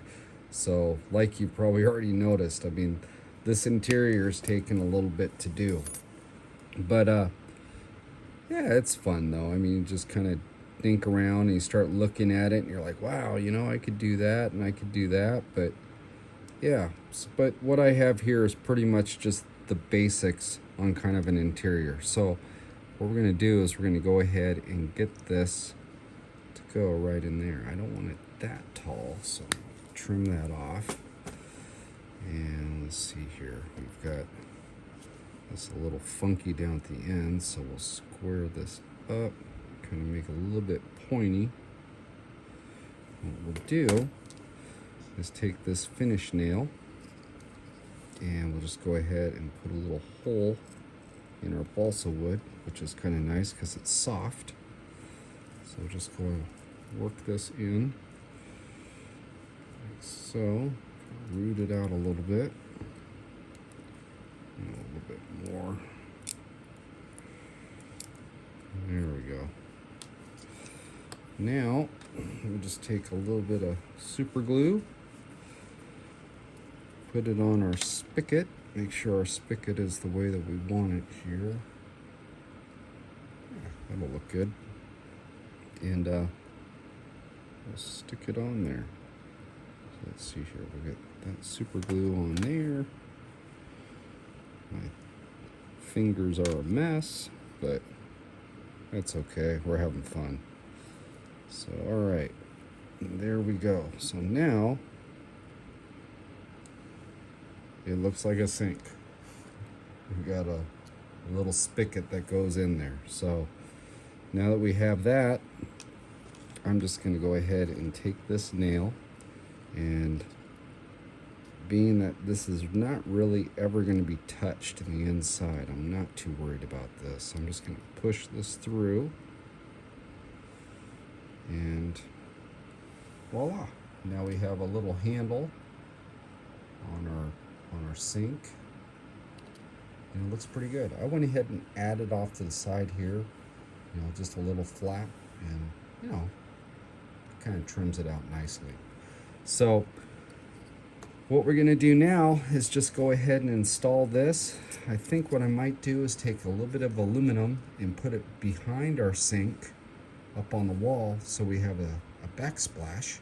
But again, just have fun with it. Just kind of go through, and whatever you want to do, the sky's the limit. But this pretty much gives us the basics. We've got a couch, we've got a bed, we have a little table that's all painted up now, looks good, and here's our little sink. So I'm gonna go ahead and get this installed, and we come back, we'll do that. So now let's go ahead and install. So I went ahead and I have the bed in the back side. And it's kind of cool. I mean, the red with the white, I mean, it just pops when it's in there. So that's kind of nice. This guy's a little bit dark in the inside, and it's kind of harder to see everything in it. But I think with this in the white walls with the red, it's really gonna stand out. So now we have that guy in there. We need to go ahead and put in our couch, and all I'm doing is just putting a little bit of super glue right down here on the bottom. Not worried about the edges up above, because the way we have this fit, it should go right in. But big thing is just getting it in here correctly. So do is just get that over here, make sure it's up in the air, and set it down, push it up against the edge, and there we go. So there is that, and that looks good. And now what we need to do is go ahead and install our sink. But what I'm going to do is take a little bit of this aluminum, and that is the material, the disposable roasting pan. So what I'm going to do is I'm going to go from here up, and if I want it like that, let's see here, right up in here, trim that off just a little bit. And now let's go ahead and give this thing a little bit of a rub to kind of get our creases and whatnot out of it. So if we go like that, what this will do is just kind of iron everything out, so it'll be a lot smoother. So now we have it like this. It's all nice and smooth. Now what I'm going to do is I'm going to go ahead and give it some texture. So I'm going to go ahead and do diagonal lines, and I'm just going to drag my X-Acto knife down through it. And what we're going to do is kind of make a diamond pattern with this. And it's all these little extra things you can do that really make it start to stand apart. So here we go.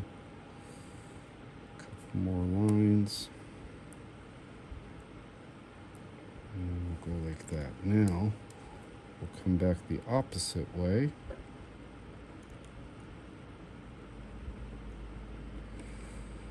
We'll give it some of these. Oop, oop, oop. Kind of got away from me there. We'll see how it looks. So just apply pressure and drag it in a straight line.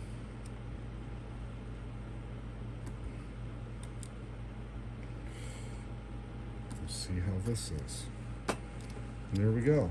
Now we have kind of a star pattern. And I don't know if I like it that way. I like that way. That way's a lot more shiny. So now we need to do is just kind of work these corners down so that it's not going to be bending off the wall. So we want them kind of in a sense, even kind of bending towards the wall. And then what I'm going to do is go ahead and get this figured out where we're going to put it, which is about right there. And then we'll bring this down. We'll glue on the back side of this. Just a couple spots. So it holds it into place. Which side was it? Ah, it was that side. Okay, and then we'll put our splash shield on it like so. And this should stay there to a point. Yep. All right. Now, make sure that we put some super glue on this, a couple little spots, and then we will put some right here and some down here. Now, let's install this sink. So, now we got that. It's just a matter of placing it down in here. And it looks like I didn't calculate for a window. So, shoot, let's see. I was getting so excited putting that on, I didn't calculate for that. So let's see here, let's pull that out. We'll just trim this down right here. Still want it on there, it's cool. So let's give it that, pull that off. All right, so now that's off. Now it's sticking to me. Oh, booger. All right. So we got that there. Whatever you do, don't do what I'm just doing. Make sure if you're going to do something that you calculate it first. So, come on. All right. We'll try this one more time. So, there we go. Now it's on there. So now we'll go back down into here and we'll make sure that it's, yeah, there we go. Now it looks good. And we'll get it set into place. And we'll just kind of press it up against there. And there we go. Our interior is pretty much all the way in. So, you know, that's pretty cool. So now last thing we need to do is our table. And I'm just going to go ahead and super glue this little guy in. And we will set that right down in here. And there we go. So I'm going to hold this, and we come back, everything will be dry, and we can start back on the outside of our trailer. Cool. Now we have our interiors all glued in, and yeah, kind of looks neat. Pops in there, see the bed and the sink. Yeah, pretty cool. So now what we need to do is we need to cap this off. So what I've done is gone ahead and cut out a piece, and you'll notice that it's painted on the underside, the same color as it is in the inside. The reason for that is once you put this on, trying to paint that could be a little tricky, right? Especially with all the stuff that we just put in the inside. So before you put the finishing cap on, make sure you paint the underside of it. That's going to be your ceiling. Now that could be the white or if whatever color, but what we need to do now is go ahead and glue this in. So what I'm going to do is trusty super glue, just like we've been using throughout this whole entire process. And I'm just going to go ahead and put a few little dabs here and there on it. And we're going to work this thing in. Now I've pre-fitted this, so Well, what I mean by that is you go ahead and you cut it out, obviously, and then what you need to do is maybe take some light sandpaper and sand the edges so that it just slides right in, you know, real nice. You don't want a big gap. You want to make sure that you try to get it to fit as snug as possible. But in the same aspect, we are dealing with balsa, and it can be a little delicate. So we're going to go ahead and get this lined up there, and it's a little tricky, but once you get it in, just kind of work it. So nice thing is we do have some openings that we can work with, so we can try. I can't really get my finger into that one with all the stuff we put in there, but I'm gonna go ahead and work this down. And as long as it's right here on the sides, that's okay. So the little bit of glue that comes on the outside of it, it's all right. We can use that, just kind of smear across the top, and that'll help keep it into place. So this area in here is a little bit high, but I'm apprehensive if I push this down too far, it might push into it. So the little bit of glue that's up there, I'm going to hold this down right. I like the fit, and then just go ahead and fill it down in. So let's see what we got. So it looks good here. Looks like we have a little bit of sanding to do off of this edge so that seam isn't so pronounced. But otherwise, yeah, fits pretty good. And there we go. We've got the roof and everything else done on our little trailer. So now what we need to do is these edges that are a little bit, you know, the seams, and take some 80 grit sandpaper, and we'll just go ahead and knock those down a little bit and just kind of smooth them out, just like so. The nice thing with balsa is it sands so fast, so you don't have to do a lot. Just get this a little bit more, and if the glue's a little bit soft, what's going to happen is that the sawdust is going to come down into your seam, so it's actually going to work as a filler for you as well. So just go ahead, sand that lightly, and get that edge a little bit more.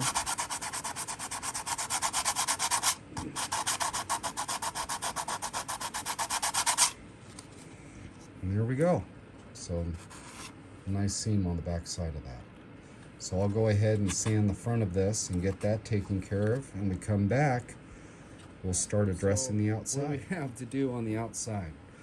Well, we need to go ahead and get our front and rear windows cut. So you can see on this picture that as far as the rear, and if I go to that picture, come on, picture, oh, wait a minute, nope, wrong picture.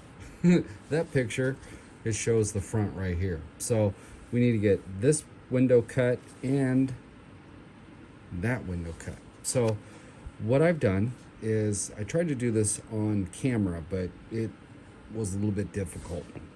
So I'll just kind of give you a rundown of how I did it. So what I've done is kind of looked off to the side here, and if we notice on this picture, this window's up just a little bit more than what it is on the side. So being that reference, I went ahead and made a mark just a little bit above what the top of this window is, okay? So we kind of get that right spacing. Then went ahead and measured this out from top to bottom and mimic that over here, okay? And then used a straight edge to go ahead and connect the two lines. Now you want to measure across, and remember this is 6 centimeters, so 6 centimeters. This line in the middle is at 3 centimeters, so we have the center point, Now, just go ahead and measure off your top line how many centimeters down you want your window to be. Now, I did this at 1.5 centimeters. So 1.5 centimeters. It's like that on both sides.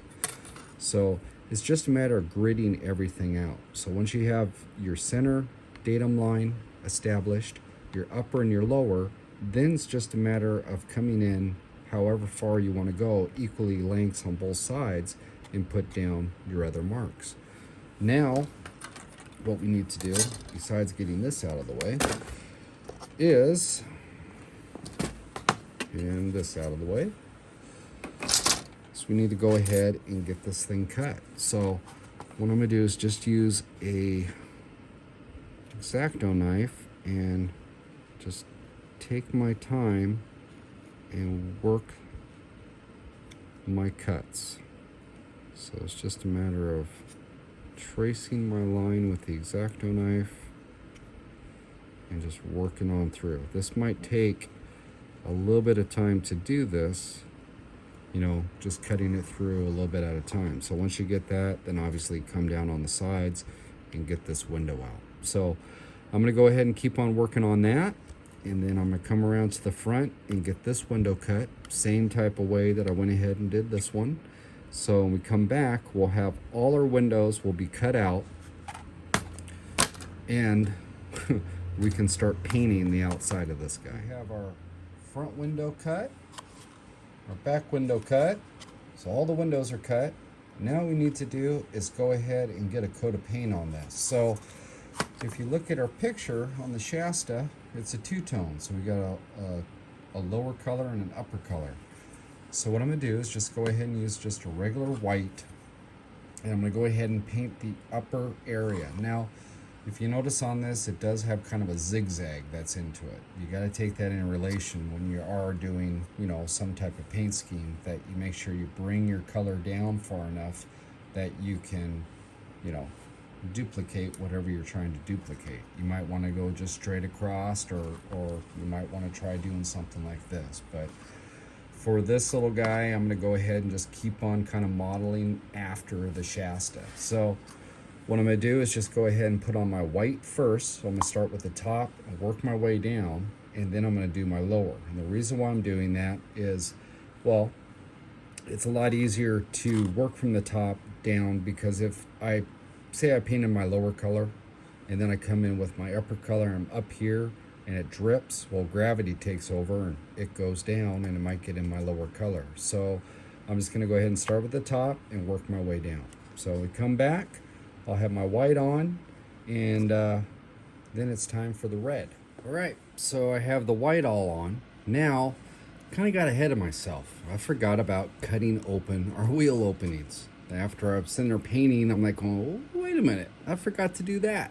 So we need to go ahead and get these wheel openings established. So if we go back to our photo, and I just all about looking at the photos. So if we look at this photo, and let me get it sideways so you guys can see it too. We can see our wheel opening is kind of a low arch down here. So what we got is the area down here where we made our pockets for our wheel. So we need to go ahead and get this cut open and get that established. So what I'm going to do is just go ahead and measure this out, and I'm going to find my center point. And once I find my center point, we can start working off of that. So we have at 2.5, so roughly that is going to put us at about 1.25 centimeter. It's going to be our center. So right here is our center point. So now I don't want to bring it up too far. If we take our wheel and we stick it up in here, I just want it to come up just a little bit, probably right up in that area, and that'll be a nice kind of transition as far as the side of this. So how high is that? Well, let's see here. Let's go up a 1/2 centimeter. So I'm gonna go up a 1/2 centimeter on the side. So let's see here. Let me mark this out at a 1/2, which is, I was pretty close. So 1/2 centimeter right there. So now what we need to do is make sure this is going to be a straight line. So we'll just go ahead and put a couple marks here at a 1/2 centimeter, like so. Connect our line, our points. Oh, come on. All right, right there. And let's see here. If we look on the underside of this, so where our wheel opening is, and there's the front, and there's the rear. Okay, so we transfer that up on top here. We can figure out what type of angle we want to make that. So if this is our center point, let's see here, we'll do it this way. This would be easier. And I am going to bring it in a 1/2 centimeter. So a 1/2 centimeter on both sides. And then I bring that up, which is freehand that. And then we connect our lines. There we go. We have our arch. So now I just need to go ahead and take my X-Acto knife, cut that out, do the same thing on the other side, and then we can get ready to start painting our lower color. Okay, so now we need to go ahead and do the lower color on our trailer. And we got the wheel wells all cut out, so they look good now. Actually looks like something instead of a round blob. But so what we need to do is go ahead and figure out our graphics. Now, I'm not gonna lie, this can be a little bit tedious and kind of frustrating. So the easiest way to do it is to go ahead and pick reference points off of the body of the trailer. And this is even the same thing if you were going to do a paint job on, say, a slot car. Okay, to get your graphics right and everything else, you want to work off of certain reference points that are going to be the same on both sides, so you can help, you know, it helps getting that mirror image that way. But if you look on this, you'll see where I've driven lines and everything else. Well, I've measured off the bottom, I've measured my lengths out, and just kind of gridded this body so I can make those lines. Okay, if it's a matter of working off your roof line, off the base line, but whatever it is, just go ahead and mimic that on both sides. Okay, I don't recommend doing one side all at once and then coming over. In real life, that's kind of the way you have to do it on big stuff, but on something this size where it's so easy just to flip it right over, what I would do and how I did it was I just went ahead and worked from the rear forward, and I made my center points, worked off my center points, measured down off my windows, trying to work off of pictures as much as I can, and then, you know, just start measuring that out. And you can see there's like a line up here where I originally put on, and I ended up with my line down below. It's okay. Again, we're using pencil, so we can come back in and paint over the top of this with acrylic, and it'll hide it. So there's no foul there. We can get that all squared away. But you can see all the little dots, different reference points I used on this to go ahead and get that all taken care of.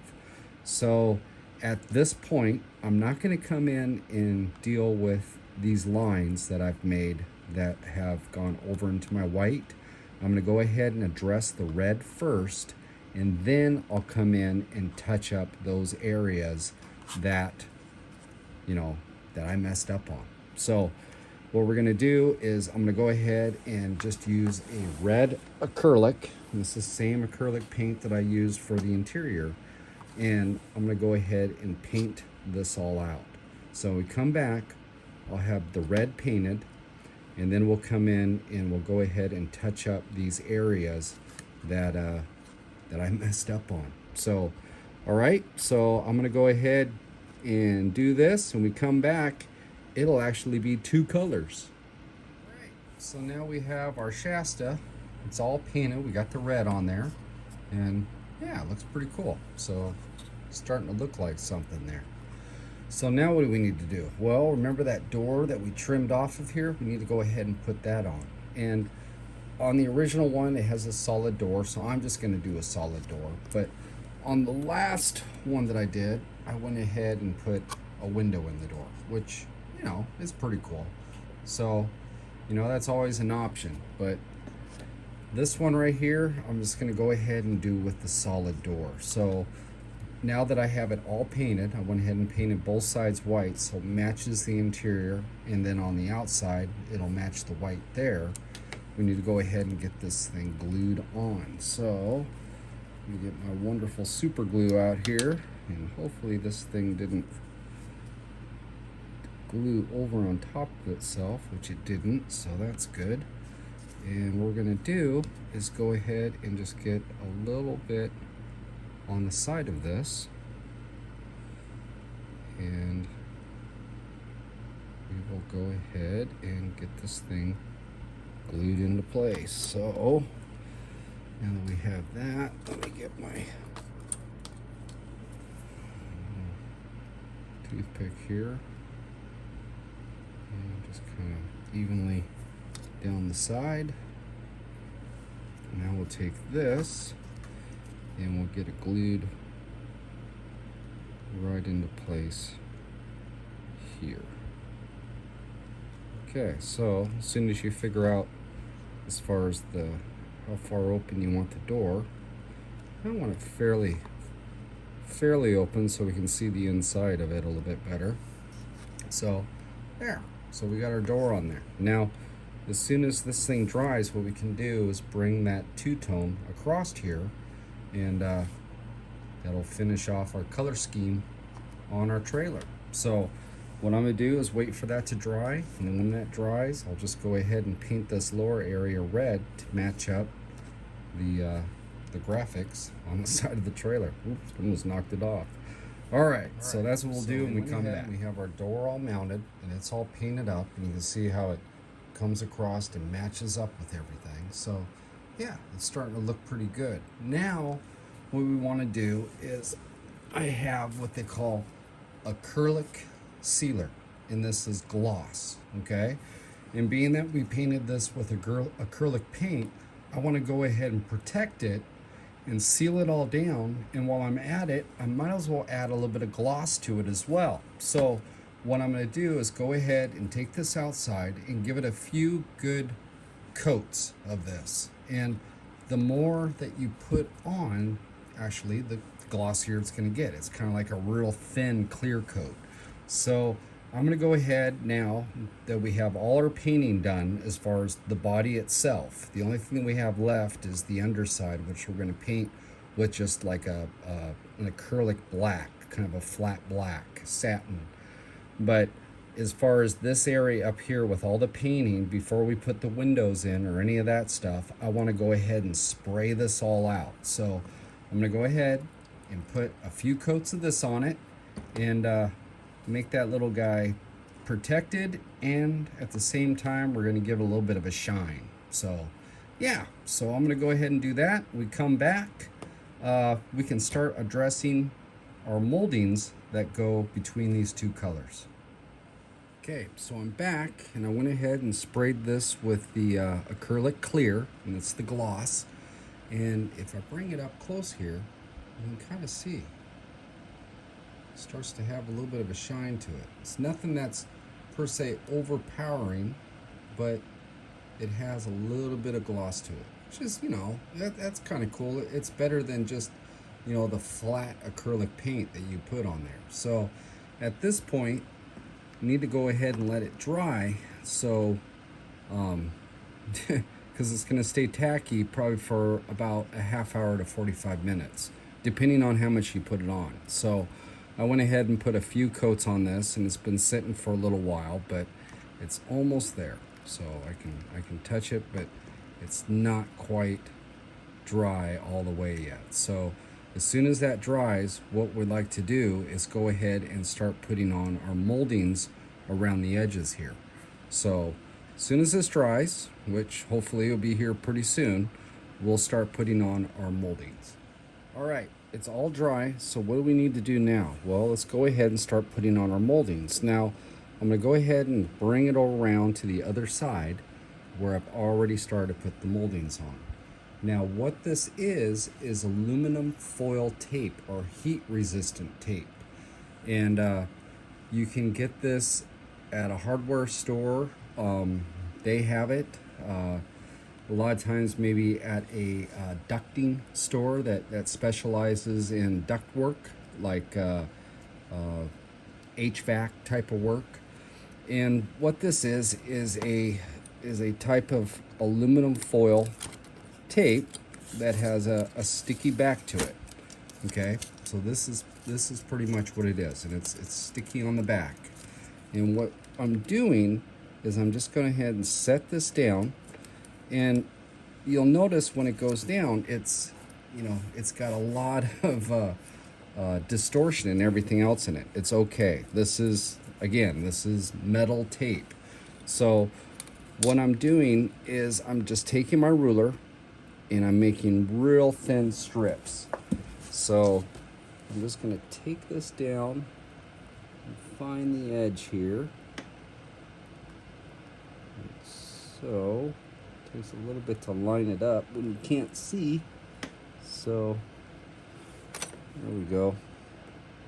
And I'm just going to go ahead and bring this down and make real skinny sections of tape here. And I'm going to go ahead and pull this off. And there we go.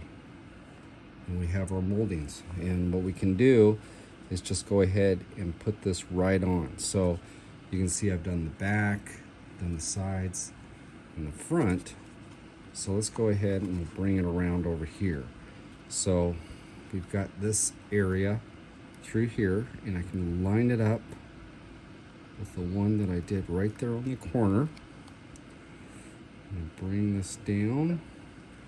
And the nice thing about this also is that if your line that you put in here wasn't exactly true, well, this holds it. This straightens that right up for you. So you can go ahead and put that down. And bring that. So I'm just applying some pressure with my fingernail. And take some scissors out here. Cut that off. Cut that off. And there we go. We've got side molding. And it's even shiny. So you can do it this way. This stuff isn't terribly expensive for the thinner stuff, but again, it's not exactly real inexpensive either. So you could do it this way, or if you wanted to, you could get one of those paint pins, like a silver paint pen, and you could go ahead and just, you know, outline your area here. Or push comes to shove, you can always go ahead and paint your line out if you wanted to. And there is another way of doing it. And like I did on this guy, I just went ahead and took some real thin balsa and laid it down here and just painted that silver. And, you know, it looks good. You know, it's not bad at all, you know, still looks good. So there's different ways of doing molding. So I'm showing you probably the little more expensive way of doing it, but there are a lot of other ways you can do it as well. So what I'm going to do is go ahead and finish off the rest of my moldings. Then what we need to do is go ahead and get the glass in this, and we're going to use this same material for our moldings around the glass. So we come back, we'll start on that. I'm going to finish up the side moldings, and yeah, it's starting to look like a travel trailer. Okay, so at this point we're ready to go ahead and start putting in some glass into this. Now I've already started on the other side, and I've got windows in here and here. I got the back end and the front. And what I am using is a really thin sheet of plastic. It's almost like the old transparencies that you used to use on the overhead projectors, and I used to write with the washable ink on the plastic. This is probably a 2 mil plastic would be my guess, you know, and it works really good for doing that type of stuff as far as with windows. But if you don't have any of that, you could use something as simple as a disposable cookie tray. So this had some Madeleines in it. They're pretty good. But it's just a clear, real thin plastic. And you could actually even use this stuff to make it work.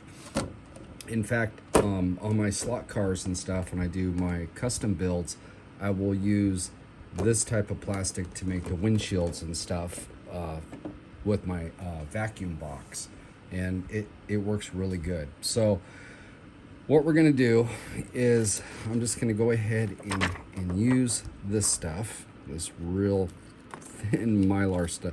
Thing is, if you set it down, it disappears. So you gotta remember where you put this stuff, because as soon as you set it down, man, it's invisible. So what I've got here is just a little sheet of it. I don't know if you can even see it. I mean, there we go. Yeah, you can kind of see it reflect. Now, what I like to do is just go ahead and lay it up on the side here, and it's kind of a pain in the butt to see. Tell you honestly, I mean, it is. I mean, it's so thin, you got to catch it with just the right light. But what I'm gonna do is take my Sharpie, and I'm just gonna make a dot on the outside corners of this that I want to cut it. And what I'm doing is leaving a little bit of material just around the edges. And what I'll do is put a little bit of super glue on the corners, just here and there, not too much, because super glue likes to make plastic, clear plastic, especially. So the video cut out a little bit. I didn't realize it, but I went ahead and I have this glass put on. All right, so what I did is I trimmed it out, the thin Lexan plastic, and then went ahead and put a little bit of super glue in each corner, and then just place that on there. And you want it to just hang off just a little bit on the side, so it has a little bit of, you know, something to grab a hold of. So just go ahead and do that, and then go and install your molding around it. So I'm using my aluminum tape here, and all I'm doing is just setting it on like so, and then work it down. Kind of work it with your fingernail, and this will push the adhesion down into, or the adhesive down into the surface, and then also smooths out the that aluminum tape. So we're just going to bend this back, trim it with our scissors, and there we go. And we go ahead and put our moldings on. So what I'm going to do is just go ahead and finish this guy up, and then put this guy in. And yeah, we are getting really close, hopefully, to have this thing back on the layout. So there we go. Okay, so we have all our windows in. It's all the way around. So yeah, that looks pretty cool. So now what we need to do is go ahead and paint the lower and our frame, get our wheels on, and from there, if you want to go ahead and mount it on the back of a truck, you can do that. And or I'm gonna make this one so stationary. So we're gonna have a jack on the front of it, and we'll finish off the ball up here. So yeah, we are almost done. So let's go ahead and let's paint out the frame and the lower part with some black, and it's taking shape. Okay, so at this point now, all it comes down to is just putting on the rest of all your little trim. So we have our wheels here. And I went ahead and took some a nail head, a big flat nail head, and made a baby moon out of it. So what we can do is just go ahead and get our wheels mounted up into it.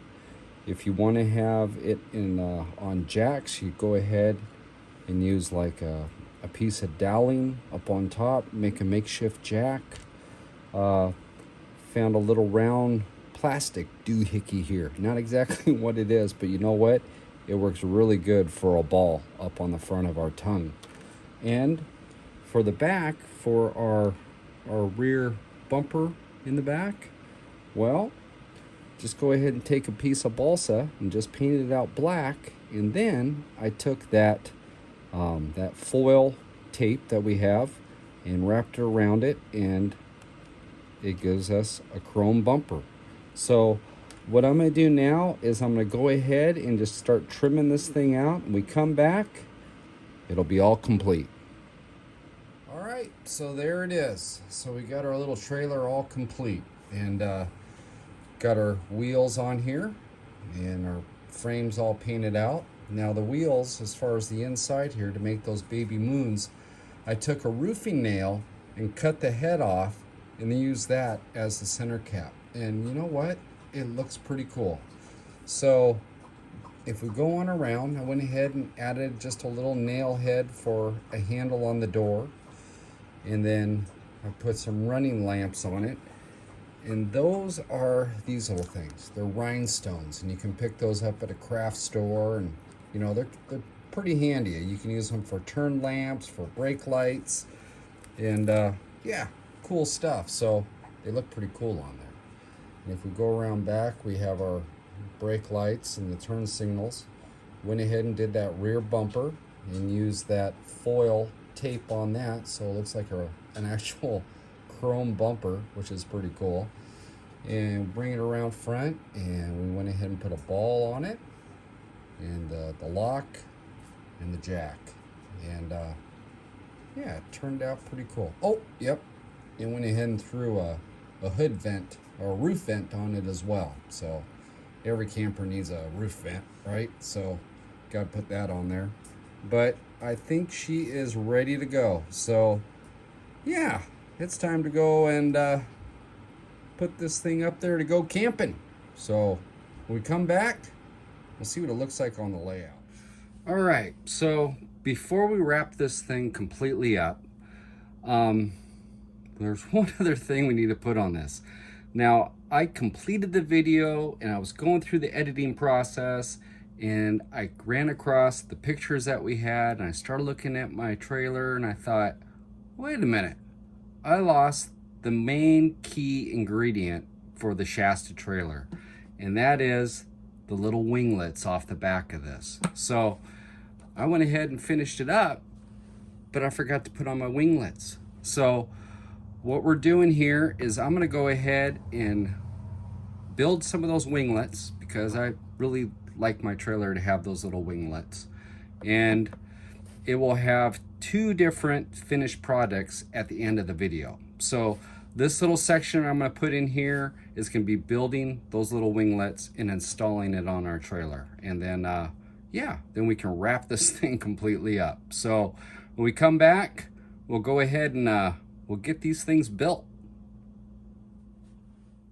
All right, so how are we gonna build this? Well, what I'm gonna use is this stuff. And this is aluminum flashing material. And this is in the roofing section at a hardware store.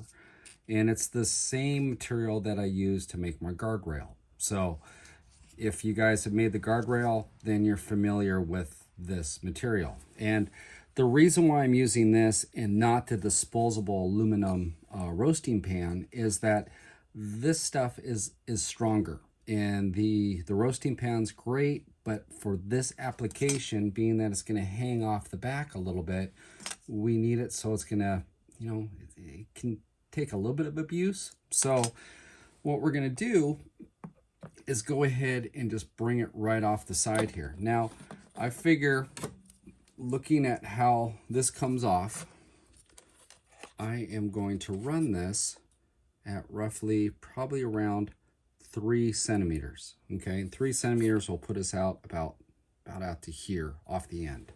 So that'll, that should work. And how I'm going to go ahead and do this now, let's back up a little bit. If we look at these fins, they have a little bit of texture in them. They have some ribs. So we could go ahead and cut them with the smooth material and put it up there, but I like to have the ribs in it. So what I'm going to do is I'm going to go ahead and use this. And this is a cold chisel. And I'm going to use that in combination with a hammer. No, I'm not going to hit that, but we are going to hit our pieces of aluminum. And what I'm going to do is go ahead and put this down on the ground, probably on a piece of board, so it has a little bit of a softer substance on the underside of it. So when I strike this with a hammer, it'll actually create those ribs in this aluminum. So what you want to do is just go ahead and strike it down.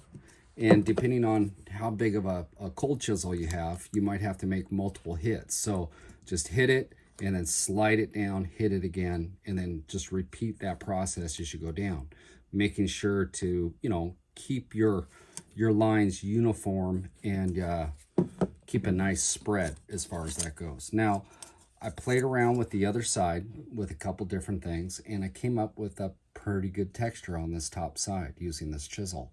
So that is the type of texture we're going after, okay? So what I'm going to do is go ahead and hammer this side and get my texture all put in here. And we come back, we'll get this cut out and get it put on our trailer.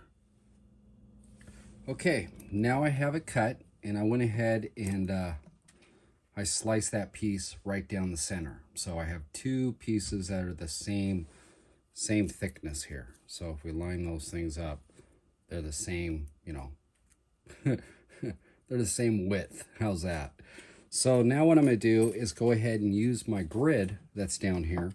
And all I'm going to do is just line it up. And we figured that we're going to be about 3 centimeters. So 3 centimeters roughly is right to this little bit of a flaw in between it. And as I was looking at that, I thought that, that would work for down below. So let's bring this back. Come on. There. So it works for that area right down in here. So what I'm going to do is just go ahead and cut it at a 45 up to the top portion of this. Okay, so I'm going to use my little grid down here, and I'm just going to go ahead and use a Sharpie and just connect from one of these lines and just bring it right down. So then I have a line like so, okay?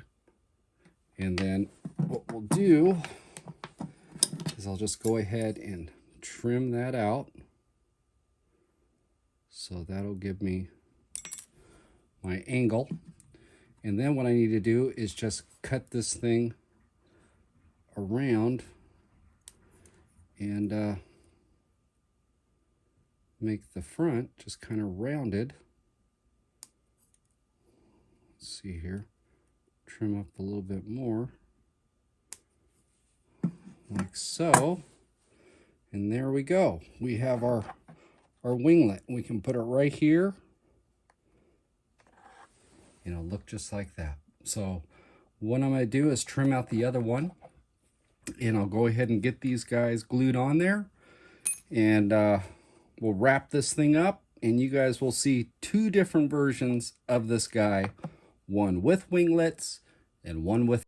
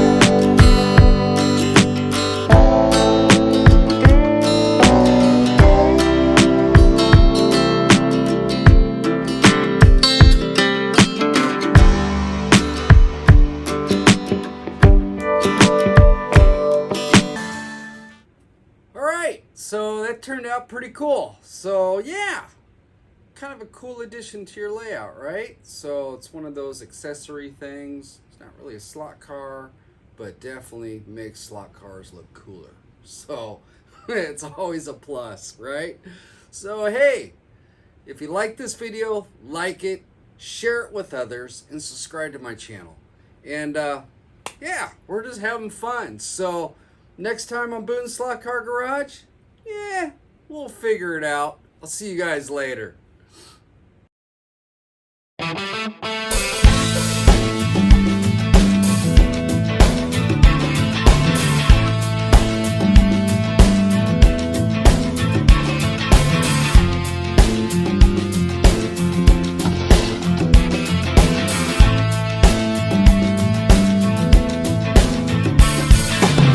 Hi, this is Boone's Slot Car Garage. Let's do this.